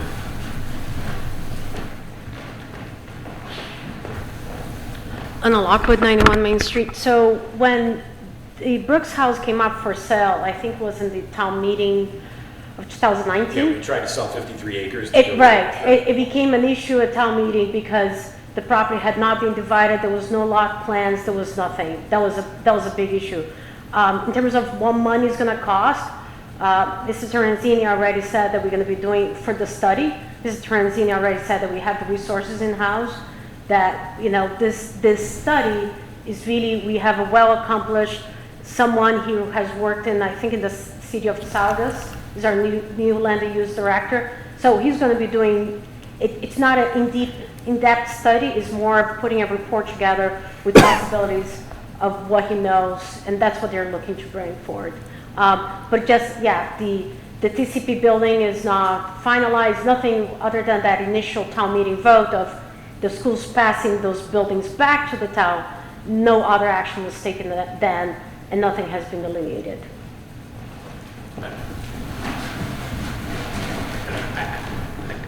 I just want to state this, and I'm stating this again for myself, but I am a member of the school committee, and I think it just needs to be stated for the record that if these properties are sitting on school property and the school committee maintains superintendencies of all of its properties, then this needs to be discussed with the school committee, and the school committee has not taken this up, and I wasn't actually aware of this until tonight. So this is something that really needs to be aired out, I think, a little bit before town meeting. Not to say that I'm opposed to it. I think it's a pretty good idea, and I think that there are some really good potential opportunities here if this is done correctly. Thank you. Yeah, and Dave, I'll get you in a minute. I would agree with what you're saying there, because it would be right on the driveway for most of the building. So there's a lot of potential issues associated with this, and I think the select board and the APDC would have to work with the schools to make sure that, whatever is done as part of the study and the report, all those are taken into account. So I agree with you. Dave, did you have another comment? Your hand was up, or just was that residual? Yes, no, I do have a couple of comments. There are, to my knowledge, definitive property lines for the parcel that TCP sits on. On the TCP redesign committee that I was on a number of years ago, that was one of the things that we identified early on that needed to be done, and done formally and recorded. The previous administration in town hall pushed back and said, it's all town property, we don't need to spend that money. And town council backed up that administration, and here we are again talking about it. Honestly, I can't tell you for sure how the building you're talking about right now fits into that footprint, but I do believe that those boundaries do go out to 2A, but I cannot guarantee that. If you go back to the schematic design that was proposed for TCP with the tear down and rebuild, all the property lines are documented in that report. Thank you. All right, thank you. Any final comments on this one? If I might, I'd like to answer a question that the Finance Committee asked me when we discussed this last. which is what is currently stored in the building. Effectively, it's surplus furniture, filing cabinets, dead files, and the like. So we will be mothballing it, subject to periodic visitations that I explained to you, so we don't get caught into a surplus property lines. The next issue is, it's a bit of a conundrum. The land that the building sits on is all currently under the control and supervision of the school department, while my understanding is they had declared the Brooks House itself surplus. So the important piece here is, I think, paragraph 4, which requires that the select board consult with the school committee and relevant parties on the recommendations, the recommendation to be contained in the report. So what this does is it asks the select board to carry out a study, which would be done primarily in-house, but includes a requirement for the full and complete, I'd like to think it would be full and complete conversation between the staff, the select board, and the school committee.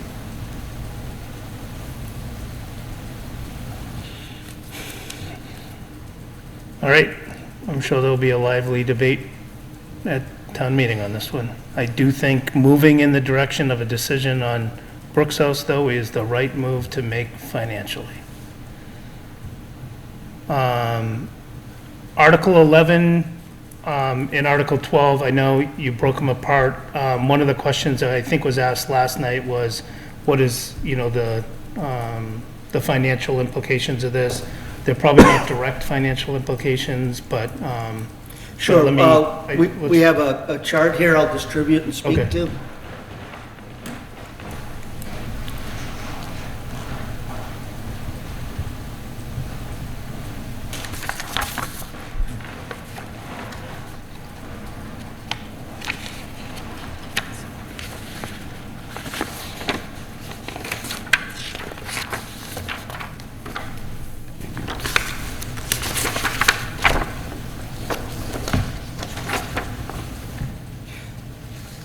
So I don't think it's news to anyone who reads the news, who is an employer trying to hire people, or who is employed watching positions around them sit vacant. The job market has changed dramatically. Also, there has been considerable discussion about the satisfaction and morale of our current town employees. So we did have several listening sessions. About 40 of our employees participated in that, and we applied some of our experience. And I'd like to walk through this as briefly as I can, but touch upon the points. In Section A, right now, you must hire people at the minimum rate unless the town manager goes to the personnel committee and gets approval for a higher than the starting rate. So right now, we don't have a personnel committee, which means the town manager has carte blanche. I don't think that's a great thing, and that's quite something for a town manager to say. The other thing that happens is, you may not be aware of it, but there's a 15-day ratification period. So for any person to be employed by the town of Lunenburg, who is appointed by the town manager, first, we would have to go to the personnel committee. They would have to quickly find out what date people can meet. They would have to make that 48-hour posting. And then, that's assuming they're all available in 48 hours. And then you have to hope there's a quorum. On top of that, we then have to make sure that there is a select board meeting coming up, and we can get that nomination on their agenda for ratification. And they can take up to 15 days. Now, I've not seen that happen, but that is a possibility. What we're trying to do here is give the town manager a little bit more flexibility while clipping their wings at the same time. This would allow the town manager to consult with the chairman of the personnel committee, so there's still a communication that has to happen. The personnel committee chairman can inform the balance of their board what had happened, why it was done. And at any point, the personnel committee thinks the wheels are coming off, they can come back in and try to get this revised once again. Right now, without a personnel committee, the town manager is carte blanche. What this proposes is that if there is no personnel committee, the town manager cannot go above step 4. So we're trying to accelerate the process at the front end while keeping the personnel committee, and for anybody out there who's interested in volunteering, the form's right on the town website. And in the absence of a personnel committee, clip the town manager's wings a little bit. So that's the big thing that we're doing there. The next thing that we heard, that's from the recruiting side. One of the things that we heard from the retention side was that we should create an award program of recognition for our exemplary employees. This next creates an annual merit award in 3 categories: communications, efficiency, and then what we call pinnacle of excellence. We solicit nominations from the community at large, from department heads, from fellow employees, from committees such as yourself. This is done once a year on a fiscal year basis. And then the town manager is not required to, that's why it says may, not shall, make an award in each one of those 3 categories. If there's not a worthy nominee, there should not be a popularity contest. The town manager will have to have enough of a backbone to say, sorry, I got nominations in categories and I'm not seeing it there. These people get a certificate that goes into, they get handed that. In one community, when I was there, I paid for a luncheon. The new town manager that followed me now does it at the town meeting. I guess he doesn't want to pay for the luncheon as much as I was willing to.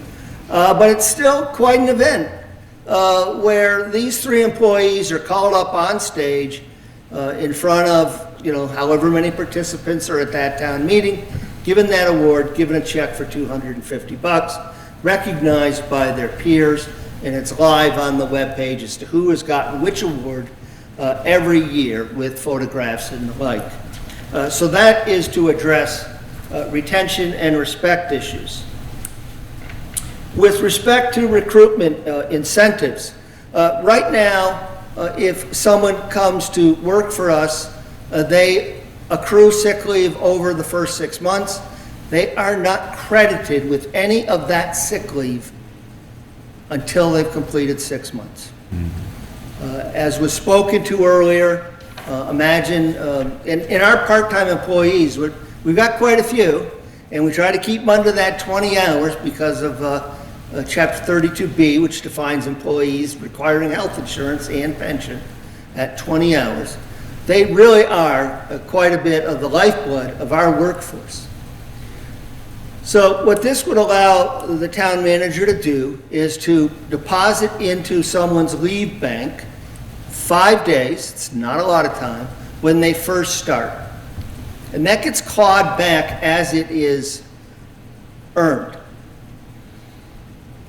But imagine someone, single mom, coming to work for us 20 hours a week, and perhaps they have another job and their child is sick and they need to stay home with them. Right now, we don't give our under 20s, and we don't sick leave at all. That'll come up in the next article. But our 30-hour employee that we're about to hire in one of our offices, they've been here 2 months, child is sick. Their choice is to go without pay for 2 or 3 days, or to come to work and try to figure out how to take care of their sick child. This is a very small incentive that costs us zero. I suppose somebody could work for you for 2 months and use 5 days and you lose 3 days. But this is a very small hiring incentive that we hope will help our recruitment and show us to be a more humane employer. I think the heart of the matter is you've got to look at how you accrue and credit vacation and sick. That's a completely different issue that you've got to deal with over the coming months. But this one is geared towards the recruitment side of the equation. The next piece here is on page 25. It is paragraph G. Imagine you have 25 years of service, you're 3 towns over, or you've just moved to the area, and you get 5 weeks of vacation with your current employer, and you happen to be doing the exact same job we want you to do for municipalities for 25 years. Now you come to work for us and we tell you you're going to start all over again. And you'll get 2 years vacation for 6 years before you can start in at 3. There are other communities, Southborough's one, in which they give you year-for-year credit. If you got 25 years over there, you got 25 years coming in with them. I'm not sure I want to go that far. But what this would allow the town manager to do is to look at the experience of the person coming in. How specific is it to the job you're asking them to do? Was it done in the municipal sector? What relation it had to the municipal sector? And to start them on that accrual chart further up. So we can say, yes, we understand you have 4 weeks of vacation. We can put you on the schedule at 9 years. We're going to give you 3 weeks because it's capped at 3 weeks. You can't go any higher. But in 2 years, you'll be right back at your 4 weeks. Isn't the time you're saving in commuting worth that? Isn't the new job we're offering you worth that? We think that this will help us in our recruitment efforts. We have a DPW director who had 30 plus years of experience. Get to start over at the bottom at 2 weeks. Now he did it for reasons personal to him, but just think if you were interviewing for a job, how you might react. So we see that on the recruiting side of the house. Next is paragraph B below under holidays.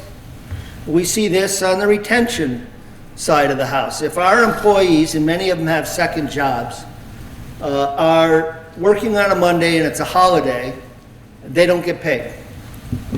And they can't, in some cases, they lose the day completely. Council on Aging, you can't serve that Monday meal twice on Tuesday. You simply can't move the day. Or perhaps they have a job on Tuesdays and Thursdays. They can't say, okay, Monday's a holiday, I'll come in on Tuesday because I need to pay. So we are proposing to extend holidays to our part-time employees. If they are regularly scheduled to work on that day, and only for the hours they are regularly scheduled to work. And there's a specific prohibition against trying to move their schedule around for that week. So if they worked on Tuesday normally, oh, we changed the schedule on Monday, we owe them a holiday. No, that becomes a management issue. If you see a supervisor doing that, it's up to management to take care of that. Now, on the chart that I've given you, Nancy O'Rourke, one of our stars on the team as far as I'm concerned, went through each employee to tell me how many hours they work and on which days. Over the course of the year, so Tuesdays through the other, it rolls. You know, you just don't know. Monday holidays, we absolutely know. And there'd be about 180 hours, give or take. The average pay of our part-time employees is in the neighborhood of $25. $20 and change to $27.50, $28.30 and change. We have taken the 177 hours at that $25, and the cost is roughly $4,500. But is it really? It is. It's not fresh new money. I'm told by the finance director that the budgets are built assuming everybody works their 19 hours for 52 weeks. So it's not fresh new money you have to put up front, but it would be a reduction in free cash that might roll back. That said, we think the real cost is frankly in a bit of loss of productivity. But they're not getting paid. You're going to lose a little free cash. We think that the goodwill that is generated with the staff will help address some of the issues that we have with retention and be a great signal to our staff that we respect them and want to take care of their needs. They would not be eligible for the floating holidays that everybody else. This is only for the number of hours they work if they are regularly scheduled to work on the holiday. The next one is what I would call a retention issue. It's on page 26, and it is the sick leave bank. You do not have a sick leave bank. No. Sometimes you do. If someone in an apartment is sick, and if the department has, yeah, I guess we can all chip in, and if the town manager says, yeah, I guess we can do that. That's kind of what I refer to as singularism and favoritism. And it's a one-off situation. And it can make for ill will amongst different employee groups. This proposes that the select board, no later than June 30th of 2025, in consultation with the personnel committee, and again, I'll put a shameless plug in for anybody that wants to volunteer for it, develop a sick leave bank for the workforce. There would have to be discussions with the unions. I don't want to go to any great lengths on what those discussions might be or what we might recommend to the select board. And finally, we address jury duty, which has to be paid to everyone, and currently your policy does not address those who work less than 20 hours a week. I say finally, next to finally, because the very last issue is changing some of the definitions to adjust what you call intermittents, but they're on a regular schedule. They're not on call. You put them on a fixed schedule, 9 hours on this day, 10 hours on this day. So the definitions need to be adjusted. Now, the last element of this article is 70-30, an amendment to the Code of Lunenburg, which would allow the town manager, with the approval of the select board, to enter into employment contracts not to exceed 3 years with department heads. And you say, well, why do you need that? Well, the statute, thanks to the lobbying forces of different organizations, police chiefs, fire chiefs, town managers, accountants, has a provision for a number of your department heads. But without a local bylaw, the legislature has not yet carved out provisions for others. So you can give your police chief and your fire chief a contract, but under the statutes, there's not a provision for your DPW director, or for your planner, or for your building inspector. This has created a sense of differential. Why me? Why did they get a contract and why don't I get a contract? It also makes it clear that for 3 years at a time, it puts a cap. Right now, you're using sort of an evergreen provision, if you will, whereby the town manager appoints somebody, that appointment is like essentially forevermore, and the contract just kind of keeps rolling or gets renewed. This puts a definitive cap on it, puts everyone on equal footing, and we think is an important recruitment tool.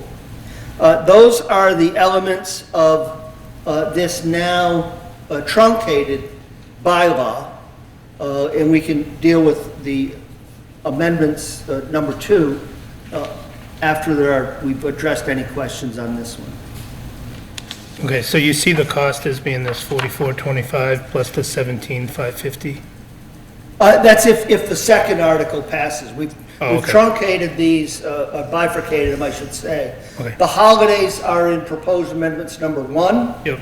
That's the 4,500 roughly, and that's not new, fresh money, but I do need to acknowledge that's money that wouldn't necessarily roll. Now, some of the people do, if it's a Monday holiday, try to figure out how to work a little extra time. So it's hard to do that exactly. Right. But that's our best estimate. Okay. And that is money that does not roll back to free cash, but it is not fresh money to be appropriated as your budget process has been explained to me. Okay.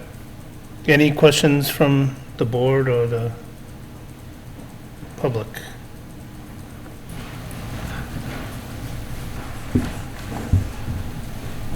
Glenn McLeod, 436 Reservoir Road.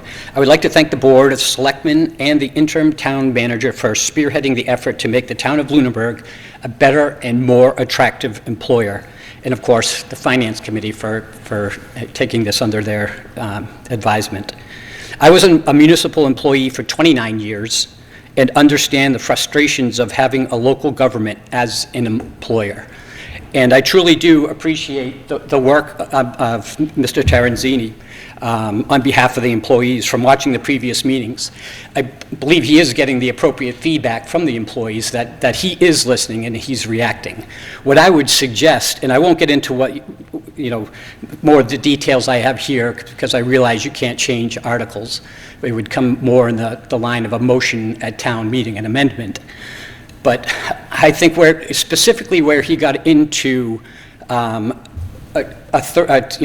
use me as an example, a 29-year employee of a municipality, not Lunenburg.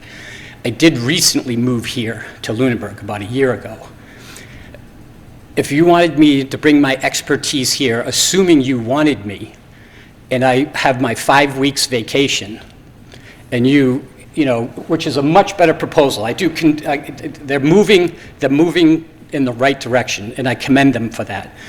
But it's not enough. The analogy was he's clipping wings. I see it as clipping a rope, and that rope is hanging the town of Lunenburg in their hiring potential. And this is simply shortening that rope. You need to eliminate that rope. It's common sense that if I were willing to bring my expertise here and you are willing to extend the job offer, that you would at the minimum match. Now, in your private lives, you would probably never lateral to another job. Typically, you want to go to, better pay, better benefits, what have you. And that's not the case here. I just think it's very important. And second to that is the pay rate. If they're limited to go to step 4, I don't know how many steps they have here in Lunenburg, but for me to lateral is a step 5 or a 6 or a 7, I believe the town manager should have the authority, consulting with the chair of the personnel board, to come forward and say, we're going to go to 6 for this gentleman, or 4, or 5. I'm not saying that they have to, there would still be that check and balance of the personnel, the chair of the personnel, and no, I do not want to be the chair of the personnel committee. You can be a member. What's that? You can be a member. Yeah, I could be a member. I've spoken before boards before, and I became a member of the board, so I'm being very careful now. I have learned from experience, although it is very rewarding.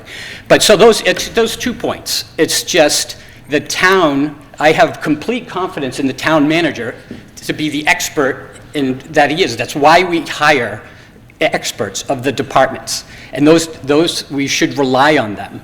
And if they can't attract, I would simply not even apply for a job where they're going to start me at 2 weeks vacation, because my 5 weeks that I had was my baseline. You have your personal time, you have your sick time, so you leave, if I was at max, I very rarely called in sick, so I was at max sick time because we can build it up. You transfer, so that's a concession an employee would make coming here, you lose all your sick time. That's fine, but I think I'll just start repeating myself, but that's it, thank you. Thank you.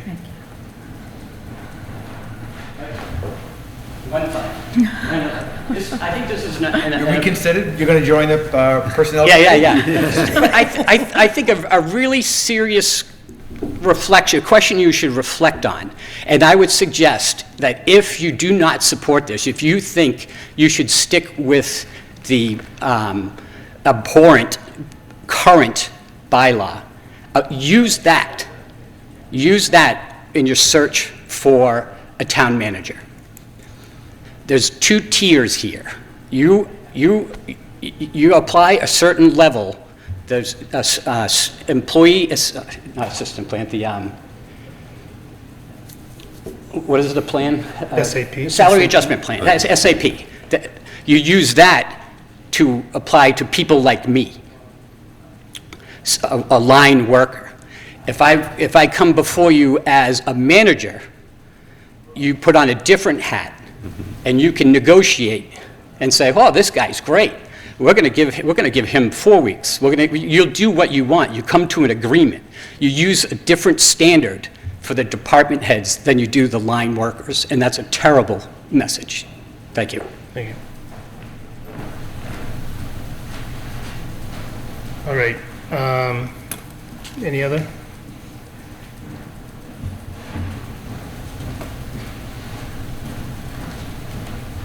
Anna Lockwood, 91 Main Street. I spoke about these articles at the select board meeting the other night. In 2022, the Personnel Committee had made recommendations to improve, to make Lunenburg a better employer, and one of the recommendations was part-time, giving paid vacation and sick pay to part-time employees. I know the recreational director is one that we talk a lot about it, but the Eagle House, I think there is like 4 or 5 employees there. It's quite a bit. Like a lot of our infrastructure of what we count on employees are part-time, and there's really no incentive to work in Lunenburg, not getting paid health insurance, not getting paid anything. I mean, you might get better pay down at McDonald's. And at the time, I actually watched the town meeting where, there was an amendment, 2 amendments made that basically gutted the work that the Personnel Committee had done. And I watched the meeting, and the justification was, well, it's not in par with what the other unions do. But the reality is the unions have a lot more protection. And at the time, the person who made the amendment spoke about, the consequences for the long term. And I'll tell you the consequences are. The consequences are we have a lot of positions we cannot fulfill. We have employees that are not happy with, us as an employer, and we are suffering. Like as a town that relies heavily on part-time employees, we can't afford turnover rate, the turnover that we have. I mean, the Conservation Commission has that. The assessor's office has 2 positions now. I mean, how much are we really, are we going to be a employer that's worse than McDonald's? Really, it's what we are talking about now. So I hope we can push this through, and I was trying to look it up if the Finance Committee of 2022 had suggested that to be approved, but the report is very long and it's not loading my phone. But yeah, I hope you all support this, all the modifications that Mr. Terenzini's asked for. Thank you.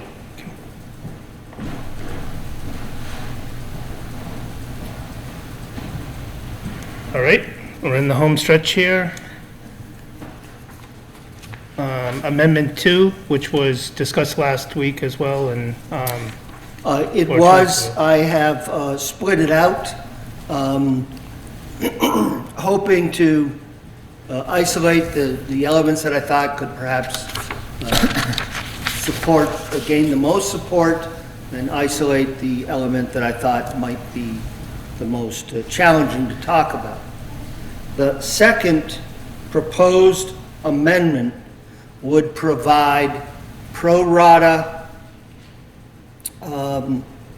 sick leave and vacation for our employees who work less than 20 hours a week. We have capped it at 2 weeks of whatever their normal, regularly scheduled week is. So someone who works 19 hours a week would get 38 hours capped. The same on the sick leave. We believe that everyone would utilize 100% of the vacation time that we have calculated and 50% of the sick leave. Based upon that, that is approximately 700 hours, which is about $17,000. Once again, this is not fresh new money, but it is a reduction in what might be returned to free cash. The number is a little bit larger than I'd hoped for, quite frankly, but you will have to weigh out objectively whether or not these caps are reasonable or excessive, and you think that the satisfaction level of our employees would merit this loss in productivity. Any questions? And the number that was on here was 17,550, 17,000. Yeah, that's the, basically the 700 hours at $25 an hour. Right. So we're not appropriating that, it's just that that's what the indirect costs associated with this. If what I understand to be your budgeting procedure is in fact accurate, which is basically everybody takes that 19 hours a week or whatever it is, times 52, it's not fresh new money, but we do have to acknowledge it is a reduction in what might be turned back out of the operating budget to free cash. Right. To the comment before, we generate a lot of free cash. This may be one of the mechanisms by which we have historically And folks done may that. decide decide that you don't want a 2-week cap on sick leave, you decide one is a way to get us started, but I do think, I understand this may not have gone through the normal, really elongated vetting process that some have, but I think it's pretty straightforward. It's been talked about, I understand, for several years now. And I was tasked, yes, not necessarily to make any major changes, but I was also tasked with listening to our employees and trying to make proposals that could improve our recruitment and retention. I think there's more work to do, educational incentives and the like, but I think these are a modest first start towards letting our employees and our recruited potential employees know that we value them, we respect them, and they need an opportunity to refresh and relax without having to worry about finances. You know, can I afford to take a week off of work and relax with my family, go someplace, or with my partner or whatever. Okay, any questions on this one? All right, and again, I second the plug on trying to get the Personnel Committee reestablished. I know there was kind of a mass resignation on that one. I hope we can get some fresh blood, maybe even some blood that was on it before, back into it, and take a fresh approach to all these issues that have been raised. I think that is a very important, probably overlooked board in town. I will leave on that. We'll have volunteer forms, and if nothing else, maybe we'll stir up enough energy in the room to get some folks to fill those out. Okay. I think the next article is, presentation by town bodies So that would be the Municipal Design Committee and the Budget Task Force. I don't think we need to belabor that. And then the final two, and I will ask, again, I think Anita gave, the parks recommendation that they will seek to pass over this at this meeting and continue to try to make it a viable project. But with that said, is there any questions from the board or the community on, I'm going to say with Article 14? Okay. I will put Ms. Lockwood on the spot, and we talked about this beforehand. She was the citizen petitioner for Marshall Park, former chairman of the Parks Commission, but I would just ask you to either go over it if you intend to keep it, or just tell us some background and what you intend to do, given Parks' decision. Thank you, sorry for interrupting. My intention is to ask to pass over. Okay. Yeah, that was the goal of that article, was to ensure that if the Parks Commission wanted that on the article on town meeting, that if they were to run into any issues getting put on the warrant, because the final decision is by the select board, and I felt like that it should be the Parks Commission, so I wanted to make sure it was there. So I collected my 100 signatures, and I copied the exact wording that they had, and I put it there. But both made it, which I think is great. I think it's important to be respectful for the work of other boards. But at the time, I wasn't sure, based on some activity on the select board. But my intention is to ask to pass over. Okay, and certainly Lunenburg has gone through a lot of drama over this past year. Right. Both, in the spring where this was intended to be in the first place, and then with the town manager resigning, interim town manager, new town manager coming in to what should be an exciting budget season. So Yeah. thank you for being a good citizen to try to keep it going, and also aligning with Parks Commission on. Most certainly. Thank you. But are there any questions on that? Oh, we got Dave. Yes, Dave Passios again.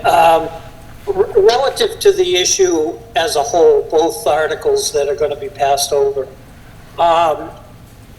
in the presentations, the description of grants, and again, I commend the people that were involved in learning the process and getting these grants approved, and there's still one, I believe, out there outstanding. But the comment of applying for many grants, could I get us a specific or a closer number, Chair, as to how many grants were actually, applications were put in for? And I have a reason for asking this question that I'll follow up with. I don't have that information. Well, let's ask Anita. I think she knows. Well, I don't have the list with me, but between Anna and I. I think it's at least I think 4. I'm getting the answer. So it was the park grant, the Land and Water Conservation Fund grant, it was the Trails grant. Trails grant, which we did not get. It was The the ADA. grant, which we have not heard of yet, and it was the dredging grant for Marshall Pond / Town Beach. Okay, those were the thank you. grants. Yeah, so 6. Okay. I just want to make this comment because the money is sitting there, and I don't understand some of the responses that I've heard over the past couple of weeks. Excuse me, when I was still an active member on the Finance Committee, going into last year's budget season and ultimately got it approved, we added a line item in general government for $50,000 for grant writing services. Well, grant writing services, in my eyes and during our discussions, includes you identify a project that you have and you use that money to hire a consultant who is an expert in that particular type of a project and helps you identify the grants that are available and helps you apply for them in a chronological order that makes sense so that you don't get pushed up against a wall on a deadline or a match that you can't match. I'd just like to leave it at that. I think that money should be used in this fiscal year to move that process forward and help the Parks Commission get to fruition on this project. It's a fantastic project, more than I ever dreamed when I was on the commission. But we got to get this funding thing straightened out. Thank you. Thank you, Dave. Thank you, Anita. Thank you. Any other follow-up or questions? Okay, then with that, I would entertain a motion to close public hearing. So moved. All those in favor? Aye. And I for myself, passes. Okay, so what we will do next is make recommendations, our recommendation on the warrant articles. So for those that don't remember or those that are new and have not watched in the past, we tend to either defer as a recommendation, meaning we will make a recommendation on town meeting floor, a recommendation to approve, a recommendation to not approve. We can have a recommendation for no financial impact. So over the history of our recommendations, sometimes maybe we've only made recommendation if there is a direct financial impact. I think a lot of what we've talked about throughout this, for example, the Council on Aging revolving fund and the Parks Department revolving fund don't have a financial impact. But I think it is something that, in my opinion, we should make a recommendation on because it falls into the financial system. So just as a lead-in to most of that, prudent investor would be another one that kind of falls into that as well. So I will leave it up to the board as a whole as to how we want to make our recommendations. And what I would ask is that, Tom, you kind of keep score so that Carter can get it into the warrant article sometime around midnight tonight, and we'll meet our deadline. Or it's really Annie, right, that will do it? Well, yes, I mean, I gotta acknowledge, it's really Annie, but yes, we're trying to get it pushed out. Okay, and it is good for us to have it in what is mailed, so. The first one, amending the fiscal year '25 budget. We don't have final numbers. It was talked about being on the order of 115K, so I could either see us recommending approval or deferring. I recommend we defer to town meeting. We have the final numbers. Okay. Second. So we have a recommendation for deferral and a second. Let's take a vote on that. All those in favor say aye. Aye. Okay, so we're going to recommend defer 5-0. The next one is amending the school budget. There's a $31,882 transfer. So I will take a motion on that. Recommend we approve. Need a second? Second. Okay, we have a recommendation in a second for approval. All those any comments? All those in favor say aye. Aye. All right, so that is also passed 5-0, so we recommend approval 5-0. The third one is late bills for $4,180. We'll entertain a motion on late bills. Recommend approval. Second. All right, we have a recommendation for approval and a second. All those in favor, say aye. Aye. That also passes 5-0, so we recommend approval. The fourth one is MART Transportation. I will entertain a recommendation. for $20,000. Recommend that we approve. Second? All right, any further discussion? All right, all those in favor say aye. Aye. Aye. All right, so we recommend approval 5-0 on Mart Transportation. Prudent investor is number 5. My recommendation is that we do take a position on this one. I think just because we could earn more money or take more risk is a financial thing anyway, so it's probably even more than the other things, which I do agree on you with the other ones too. But I would recommend we approve it. All right, we have a recommendation and a second. All those in, any discussion? I'm just going to say, I support it, but there's no budget number. So it's really no direct financial impact. Well, it could earn more money for the fund or Yeah. take more risk. So I think that's the financial impact. It's not a budget number per se. Yeah, Because but budget could be. that's other- indirect.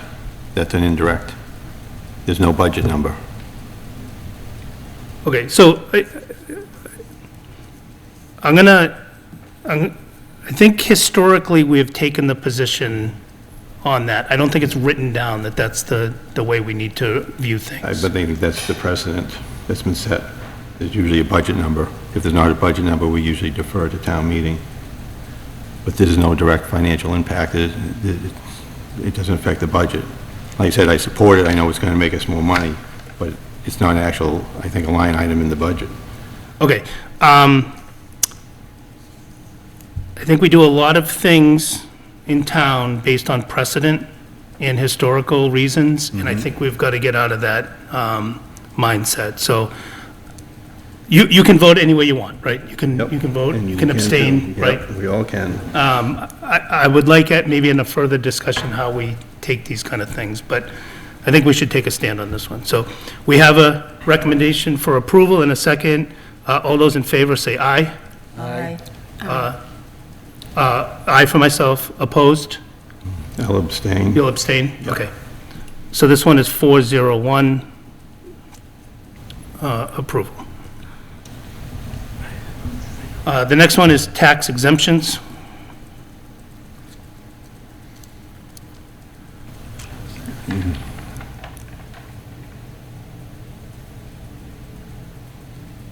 So I think this one makes us right financially. So I think it's a good practice. I would also recommend approval on this. This is the one with the COLA. The COLA, Yeah, yeah. okay. What was this?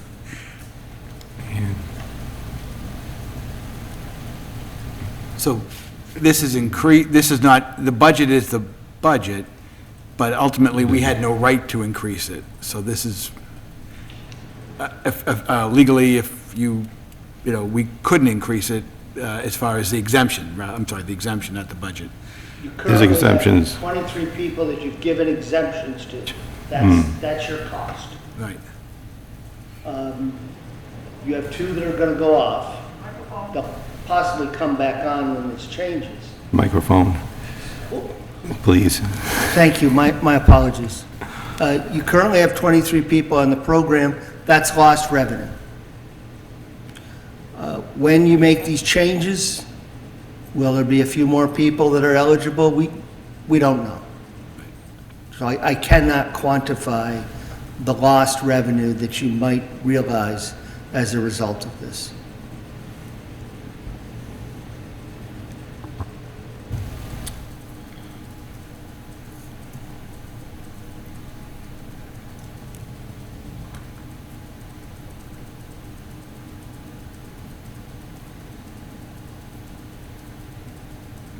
Do we want discussion on it? What is everyone's thought on it? Just, again, there's no budget number. I support the article, but there's no budget number here. All right, I'm going to make a recommendation that we recommend approval on this, even if there is no direct financial impact. I'll second that. All right, all those in favor, say aye. Aye. Opposed? I'll abstain. And you'll abstain? Yeah. Okay.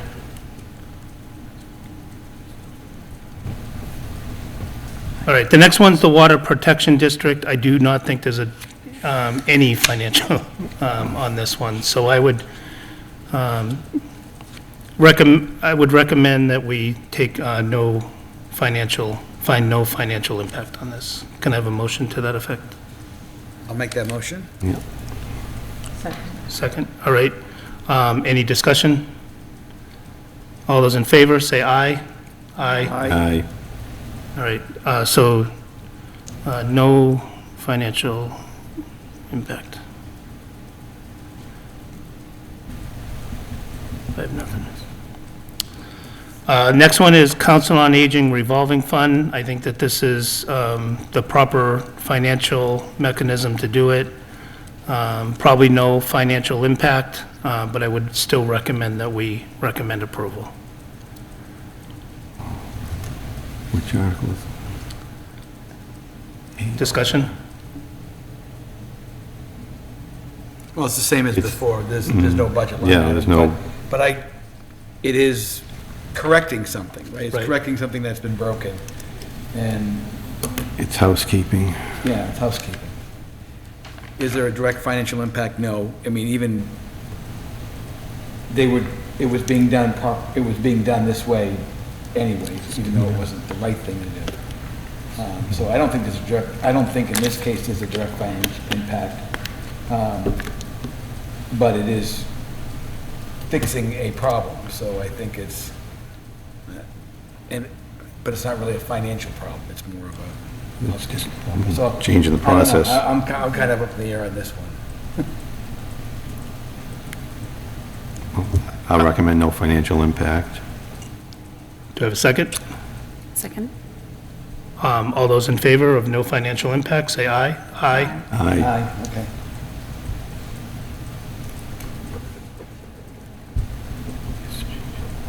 Okay, the next one is Parks Department Revolving Fund.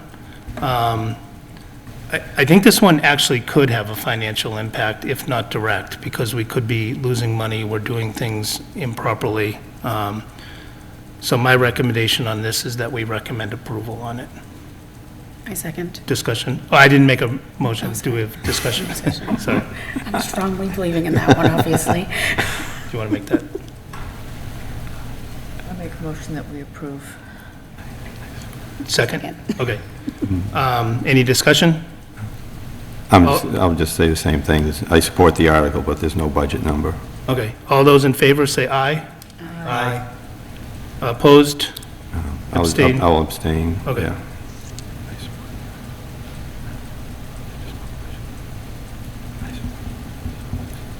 The next one is Brooks House. I think there's no direct financial impacts. I agree, at least for now. There's no money being... Till action is taken. That would be, no, there'd be no monies at this point in time. There may be a request for monies at the annual town meeting as set forth in the report, title exam, survey work, that kind of thing. Okay. But at this point, there's no request for monies. So all the things that, like Peter had mentioned, those will all be done in-house or if necessary. Yeah, truthfully, there's not a great deal. The planner will look at the zoning bylaws, look at the potential for zoning variances, carve out some lot based upon potential uses, So, quick sketch of representation, graphic representation, what it might look like. The rest of it really is verbiage developed through the process. so would this be through the facilities budget? I would expect it to be done through the land use department. Doesn't Brooks House fall under facilities? No, but sound planning does, and economic development does.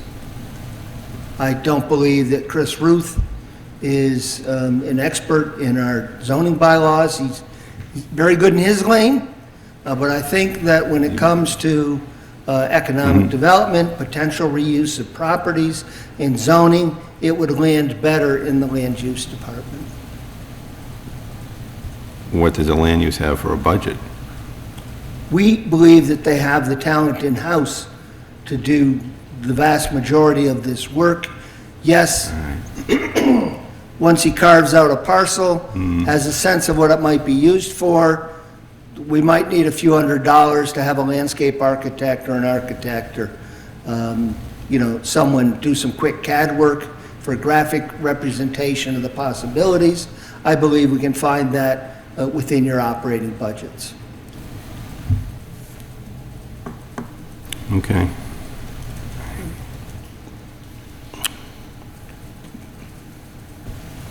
All right, so I think it's no financial impact. Do we agree? And can I have an emotion? I'll make a motion No. that is, for no financial impact. Do I have a second? Second. All right. All those in favor, say aye. Aye. All right, 5-0.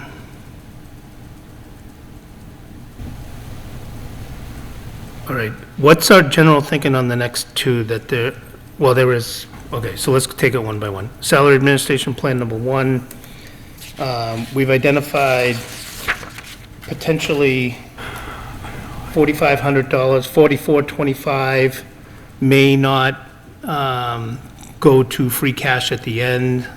So there's we're not appropriating a budget, but I think there is a financial implication to this, even though minor. Are we generally in support of this across the team, or does anyone have issues with any of this? I have some issues with it.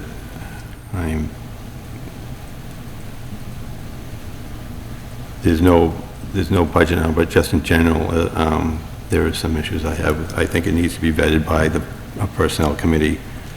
There's some work, I agree there is work to be done, there are changes to be made, but the way this is now, I would have a hard time supporting it.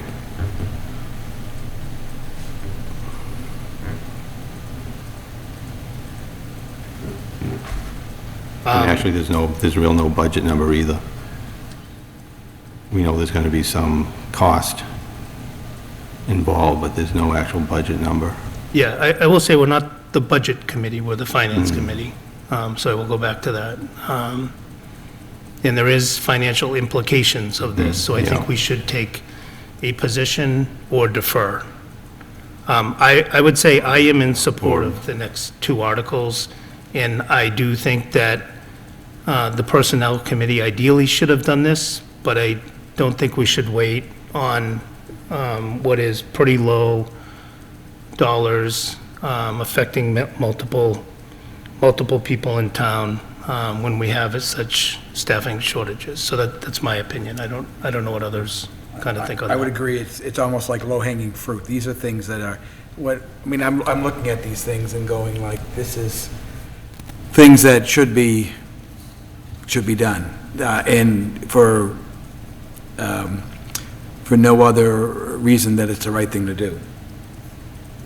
Yeah. It is, there's a financial cost, there's a productivity cost in certain areas on both of them, but I don't think it's, I think it's the right thing to do. I think, the whole special merit thing, which is I think in the first one, is $750 is actually a dollar amount that we would be spending that we wouldn't, but I think the morale and the importance that we place on on this people that do the work, that do the physical work to keep this town going, will be worth a lot more than $750. And so I think it's a admirable movement. I think it was pushed on by our interim town manager, and I thank him for doing it. I think it's well needed, and I approve it. And I would make a recommendation we approve it. Do I have a second? All right. Any further discussion? All right, all those in favor of approval, say aye. Aye. Opposed? No. No? Okay. So it's approval, recommend approval 4-1. I think the next one falls into the same bucket.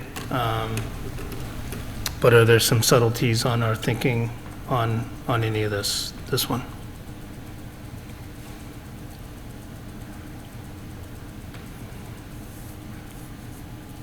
All All right, I'll make a motion that we recommend approval of Article 12. Do I have a second? Second. Any further discussion? All those in favor, say aye. Aye. Opposed? No. Okay, so 4-1.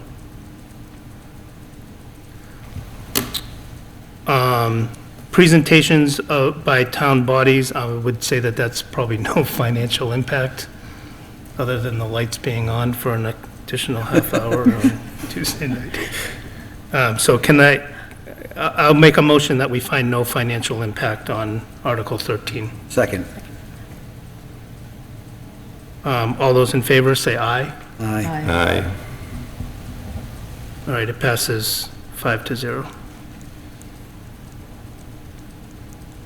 And then I would recommend that we simply defer 14 and 15 based on the fact that they are recommended to be passed over. Any objections to that? I'll second that recommendation that we defer on both. Okay. All those in favor of recommending deferral on 14 and 15, say aye. Aye. Okay.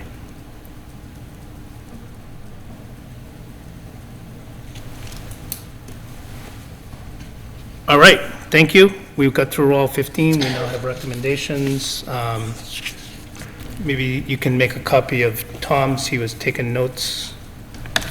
I'll give you Unless the, you already- when I give you the, is that copy, or, I don't know if you need something signed, or? I want to thank you guys for joining Anita and everyone. Thank you. Thank you. A procedural question, if I might, Mr. Chairman. Yes.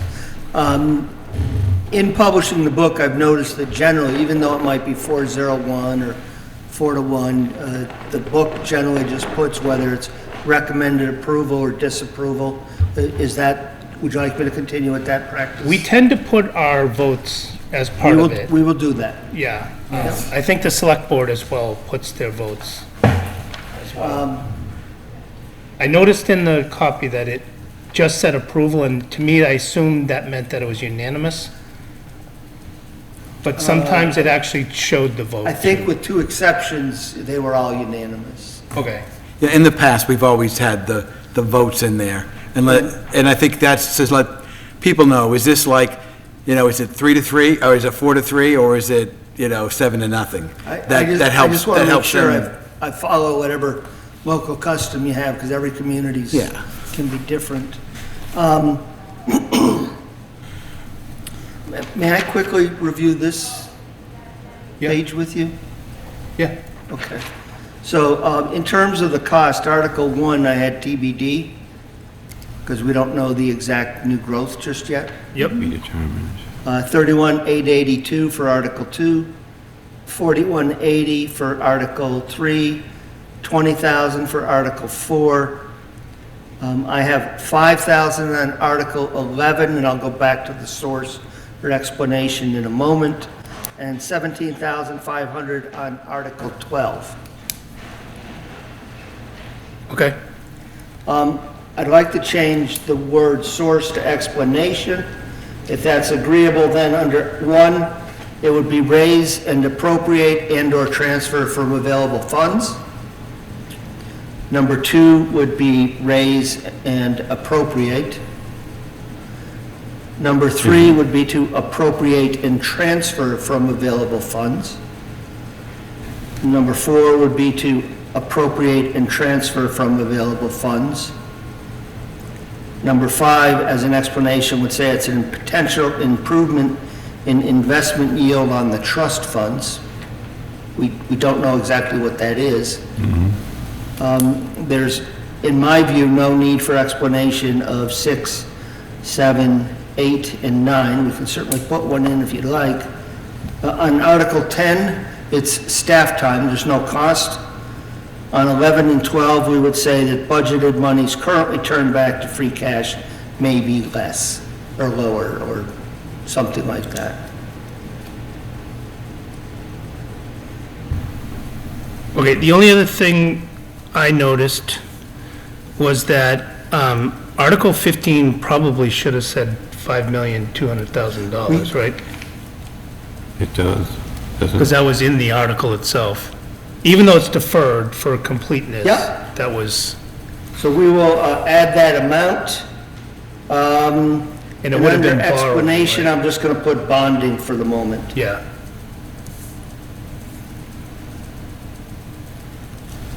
And I'm going to make a copy of this and give it to you, so if you have any last-minute thoughts before midnight, And Article 2 get it isn't, to us quickly. Wait, Jay had a question. Article 2, I apologize. isn't that a grant? Chapter No, 70? it's state revenues, so that offsets any monies that you raise and appropriate. It's not a grant, it's direct cash. But we're not raising and appropriating, it's coming, Now, you need to raise and appropriate. You tax it, and then you offset it with this state revenue that you receive on your cherry sheet. So instead of saying, by example, let's say that you had a $10 million school budget and $8 million in Chapter 70. Now you're going to have a $10,032,000 school budget and $8,032,000 in Chapter 70. And I'm just using numbers for illustration. It brings up a good point, though, because the whole cherry sheet changes from when we start the process. And the reconciliation of that to the budget is a little,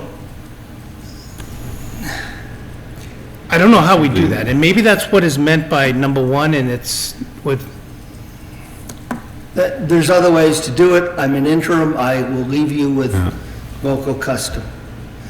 You know, the cherry sheet comes out depending upon where the governor is in their elected term. Anywhere in the last 2 weeks of January, it's due around January 15, a new governor gets an extra, I believe, 3 weeks in the Constitution. That number, you can almost always rely will go up. Because the House wants to do something with it, and the Senate wants to do something with it. Rarely does it go up so much that it impacts your local budget. You can deal with that by simply adjusting your overlay, your local revenues, doing it all on the recap sheet. I've never found it to be so much more money that you have to sit back and wonder what to do with it. I think in my experience, Anita's not here anymore, so I can't pick on her experience. In my experience, there's only been a couple of years in which the final cherry sheet was a little bit less than what the governor proposed. And again, it was just a little bit less. It wasn't a dramatic swing.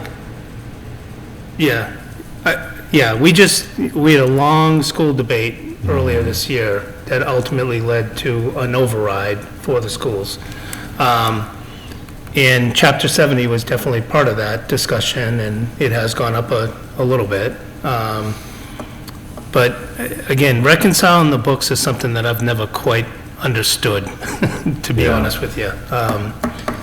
And I'm someone that likes things written down, and if there's pictures and graphics, it's even better for me. I'm not going to ask you to do it. Good, because cherry sheets don't work that way. But I'm hoping the new town manager will be able to show me the flow of money. And you have an excellent, by the way, you have an excellent finance director as well. I think you got one of the rock stars. You're very lucky to have gotten anyone in this job market and the municipal level, but you had a great find. I'm going to make a copy of this so you can distribute it, and if there's any second thoughts, Chris, just mark it up and send me a photo of it. Okay. So the next item on here was liaison reassignments, and I don't want to go exhaustive on that, but Evan did have the budget task force, which is about to wrap up. I think you were second on it, but I'm assuming you will just become the primary on that for whatever remains on that, I right? assumed that I would be. Okay. Yeah. And then we also had the ability to have a second I guess, if you were unavailable. I don't know if we want to do that, or do you think the time is short? I can do that if you're not able to do it. But Okay. it's ending, There's so... only one meeting left, isn't Well, there? then, all right, so I don't know, but, they decide to have more, Yeah. then that's fine. yeah, I don't know I haven't seen We the, have a couple more meetings. I won't be, like I said, I am real interested in the Budget Task Force maybe coming and presenting to us at some point, and having more of a ability to ask questions and that sort of thing. So maybe if everyone is in agreement with that, that might be something we want to do prior to budget season. I didn't want to go into an exhaustive liaison reassignments on that. I probably need to figure out what everyone thinks they have at this point. And then Tanya, one of the traditions we have is we have certain boards that we have liaisons with. Okay. Or other committees that we're part of. So like I'm part of Capital Planning Committee. Does anyone have schools right now? Is there a liaison to the schools right now? That was Evan, I think, right? I'll take over schools. You want to take over schools? If there's things you're interested in liaisoning with, or we'll work over, we won't overwhelm you to begin with. If you want to be chair, I am willing to. I'm interested in that personnel when that comes up. Okay. When people are on it. I saw your volunteer form. All right. Anything under old business that anyone is particularly interested in?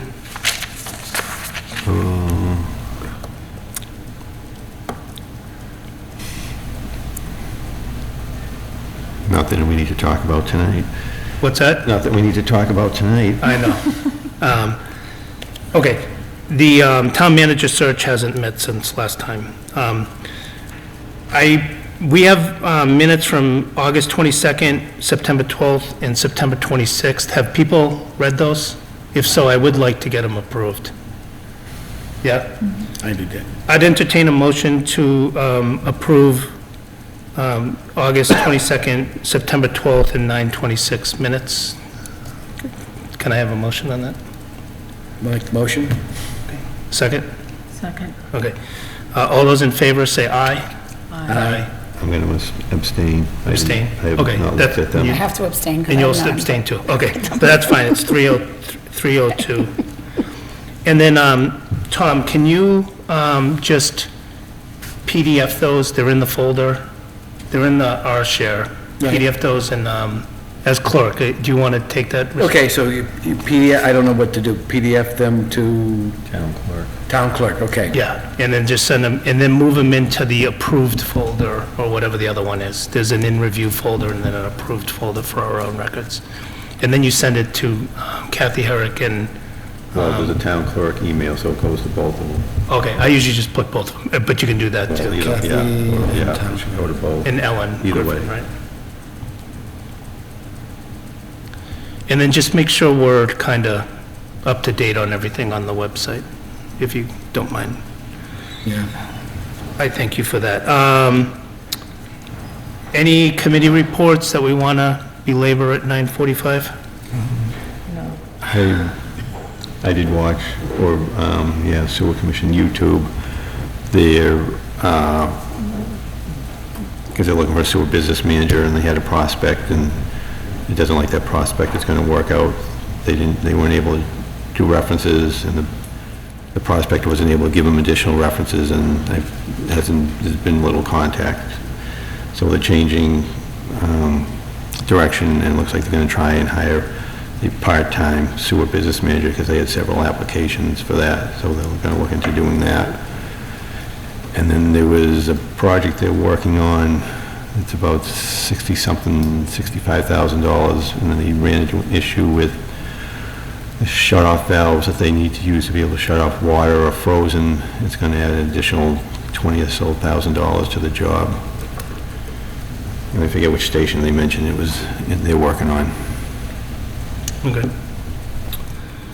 Capital Planning did meet twice this week. We heard schools on Monday, and we heard the facilities last night. If anyone's interested in those, they're online. And Tanya, for your awareness, if you're not aware, the capital planning committee is a 5-member board. Ultimately, what we try to do is rank. We come up with a ranking of capital projects, and then town manager takes that as input into the budget season. Ultimately, we draw a line. All right. Any actions for future meetings? Okay. Important dates on November 2nd, if you want to learn more about town finance committees, there's an MMA conference at the community center in Sharon. Otherwise, 11/12 is the special town meeting at 7 p.m. I do apologize for not being able to be there, but I have to prioritize work. Upcoming meetings would be 11/7 if necessary. I will also be away that day too. I don't know if there's anything pressing for us. I had it there in case there was anything leading into town meeting. That would not be a normal date for us. It would be the 14th. I'm basically unavailable in November though, so just for people's awareness. So do we have a pressing need for November, or do we want to rest up and get ready for December and then budget season? Carbo load or whatever you want to do. Yeah. All right, so I will, I guess we'll get back to a regularly scheduled meeting the second week in December, if everyone is okay with that, unless something pops. Right. All right, is there any public comment from the public? Mr. Passios. Sorry, I promise I won't extend your meeting more than 5 more minutes. Dave Passios again, registered voter in town of Lunenburg, presently in Jefferson, New Hampshire. Couple of things I just want to bring up. Chris, do you know if the edits to the minutes that I sent you before the last meeting got injected into those meeting minutes? Yep, they did. Okay, that's fine. I'm good with that. Done with minutes. 2 items that I was hoping the interim town manager would still be in the meeting, but I understand with the lateness of the hour, so I will email him probably tomorrow morning. But just to remind this committee that, number 1, smart growth needs to be applied for every year. Just because we lost it last year doesn't mean that we won't get it in a consecutive year.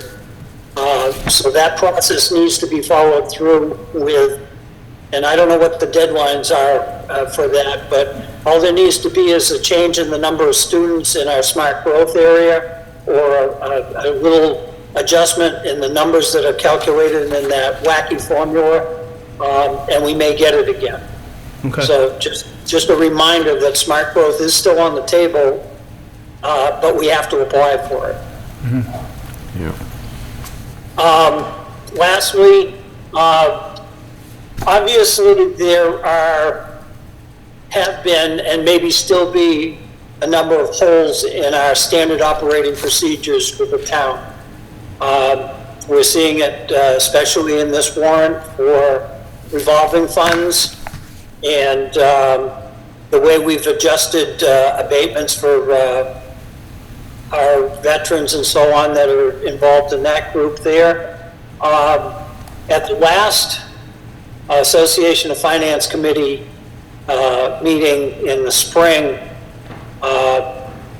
Sean Cronin mentioned to everybody at that meeting that DSL has a program, that's Department of Local Services, he's the head of it, that they have a program that if the select board votes to invite them into the town, they will do a top to bottom, inside and out audit of procedures and everything involved with the town operations for free.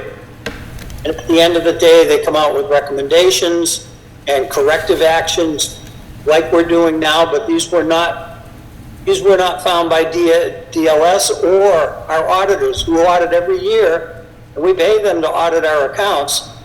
And we've been doing things wrong with revolving accounts for, decades or more. So I think that it'd be well worth having DLS come in to Lunenburg while we're in transition and make sure we get everything corrected and start the next fiscal year, with everything in order. Thank you. Thank you, Dave. Any other public comment from the public? Any public comment from the committee? All right, with that, I'd entertain a motion to adjourn. So moved. Second. All those in favor, say aye. Aye. Aye. All right, we are adjourned. Thank you, everyone. The recording has stopped.